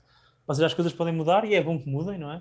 Eu concordo contigo, também acho o formato de entrevista interessante. Eu com conversas comédicas, eu não tenho como objetivo que aquilo tenha, que seja infinito, sei lá, 200 episódios, não tenho esse objetivo. Aquilo vai eventualmente chegar a um ponto que vai ter um ponto final. Mas até agora não estou a pensar nisso, porquê? Porque sinto-me que continuo a evoluir, continuo a gostar daquilo e acho que tem margem de progressão. Mas, apesar disso tudo, aquilo para mim tem um prazo de validade, ou seja, não é um projeto infinito, estás a perceber o que é que eu estou a dizer? Concordo contigo. Eu acho que o Conversas Comédicas vai ser um... Eu posso já deixar daqui a 10 anos, vamos imaginar que já não faço, mas eu acho que vai ser um projeto que, apesar de tudo, eu vou olhar para aquilo com carinho, vai ser fixe, porque, sei lá, eu olhar para uma rubrica que eu escrevi há 10 anos, se calhar não vou olhar com muito carinho, vou só olhar com, epá, tira-me isto da frente. Aquilo mesmo daqui a 10 anos que eu acho horrível, acho que eu continuo a olhar com carinho. E é uma espécie de escola. É, Há coisas exatamente. que te apercebes que estás a aprender e há outras que só mais à frente é que vais perceber. Isto que me sai naturalmente, nasceu ou foi adquirido lá atrás. Eu, ao ouvir do Tudo de Mentirosos, noto que há um... As conversas, não estou a dizer que as conversas vão à volta do mesmo, mas têm o mesmo formato. E eu acho que conversas comédicas variam um bocadinho mais. Tanto é mais assim, tanto é mais uma entrevista, tanto é mais uma conversa. Ou seja, aquilo acho que varia um bocado no tipo de formato, digamos assim. Não sei se concordas ou não. Se ouvires, por exemplo, a conversa com o Pedro Mata, Tenho que ouvir outra vez.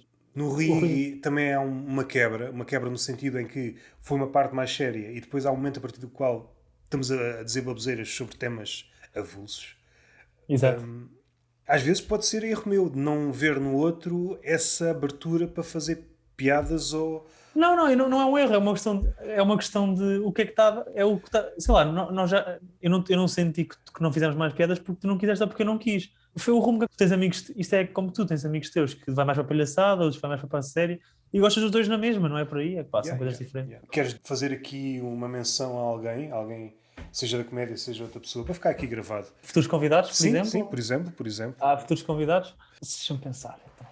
Deixa-me aqui. Epá, tenho medo de deixar alguém assim. Olha, acho que o Guilherme Gouveia é uma pessoa interessante, era de Coimbra, uma pessoa que começou comigo e que se calhar pode ter outra visão diferente da comédia em Coimbra. Se bem que não falamos muito da comédia em Coimbra, pode ficar para outra conversa, mas acho que pode ser. Temos pensamentos muito diferentes um do outro e acho que até pode ser interessante. Pá, João Pedro Pereira, sem dúvida alguma, que acho que é uma pessoa que às vezes é mal interpretada e que é um amigo meu, gosto bastante dele, é um gajo muito aporreiro, não tenho medo nenhum de dizer, que é das pessoas neste momento que acho que é dos melhores stand-up comedians que há em termos de stand-up em si, da arte que é o stand-up. Não estou a dizer no mundo, que eu vejo, que até pode aparecer alguém que me surpreenda, mas o que eu tenho visto ultimamente é mesmo muito bom. Acho que já foi uma sugestão muitas vezes, mas o Carlos Contente também é um porreiraço, pá, eu acho que ele é mesmo um fofo, o Carlos, é mesmo um fofo, e acho-lhe muita piada, ele é muito engraçado. Pronto, são estas três pessoas assim que... Há outras, mas também já conversaste com elas, algumas que eu poderia sugerir. Podia sugerir o Iggy, já conversaste com ele. Ficam assim estas três referências, é assim um número redondo. O Guilherme ainda não... Mas também, se calhar, ele também não tem muito trabalho na net, então e é mais desconhecido, por isso não... Mas qualquer um dos outros dois já tem apontado para conversar com eles para fazer o convite. Essa é uma questão de tempo. Últimas palavras, queres dizer alguma coisa que tenha que ver com a conversa ou que não tenha nada a ver com a conversa? Se pudesses reformular esta conversa, o que é que tiravas? Se calhar eu tinha que ir ver isso depois na gravação. Mas assim é quente. Deixa-me pensar assim a quente. Pá, estou agora sob pressão, não sei porque acabei de conversar, não consigo fazer isso não.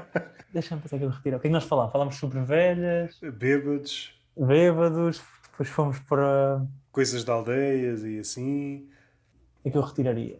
Não sei, se calhar aquela parte em que eu comecei a falar sobre de haver pessoas que falam mais, podem ser melhores em stand-up e outras em rádio, whatever, ou crónicas. Eu continuo a achar que essa ideia é fixe e concordo com ela, mas não sei se a justifiquei o suficiente para ter a dito assim à toa. Assim, de repente a quente é se calhar a coisa que... E tu, já agora, qual é que é... Eu acho que apagava a conversa, estou a brincar. Mas eu não gosto de nada do que eu faço, por isso é uma tortura que dá frutos ouvir. Então vou fazer o contrário, então, já que tu não gostas de nada, qual é que foi a parte da conversa que tu gostaste mais e que achaste mais interessante? Essas coisinhas, essas referências de velho. são inesperadas. É fixe ver que ainda estão vivas em certas pessoas. Tá. É complicado fazer generalizações, mas devido aos exemplos, e os exemplos são o que são, tal como eram o Ricardo Araújo Pereira e o Bruno Nogueira há uns anos, como o Pedro Teixeira e o Pedro Teixeira da Mota. Pedro Teixeira fica estranho, não é? Parece o ator, é o ator. Somos obrigados a dizer os 3 nomes. Cabrões, mano. É assim, Carlos Coutinho de É o PPT. PTM. Estupidez, PTM. Se eu disser Carlos Coutinho, pá, estes cabrões Mas o obrigados... Coutinho Vilhena, eu acho que podes dizer o Vilhena só. Se eu tiver alguma referência literária, depois há o Vilhena, mais antigo, que também é do humor. Ok. E depois podes fazer a confusão, que é uma figura também muito importante no humor. E acho que já foi aqui referida numa das conversas com o Paulo Freire. Eu já ouvi isso, já ouvi isso. Não sei se a memória me atrai sua, mas foi mais nesse sentido. Há humoristas que falam de serem intemporais. Uma coisa muito engraçada. Estão a lançar uma coisa e isto é intemporal. Como é que sabes que acabaste de lançar? E depois vemos esses exemplos de grandes nomes que são, não digo esquecidos, mas postos de parte. Pelo menos deve deixar-nos de sobreaviso. Mesmo os grandes são, não digo esquecidos, mas postos de lado.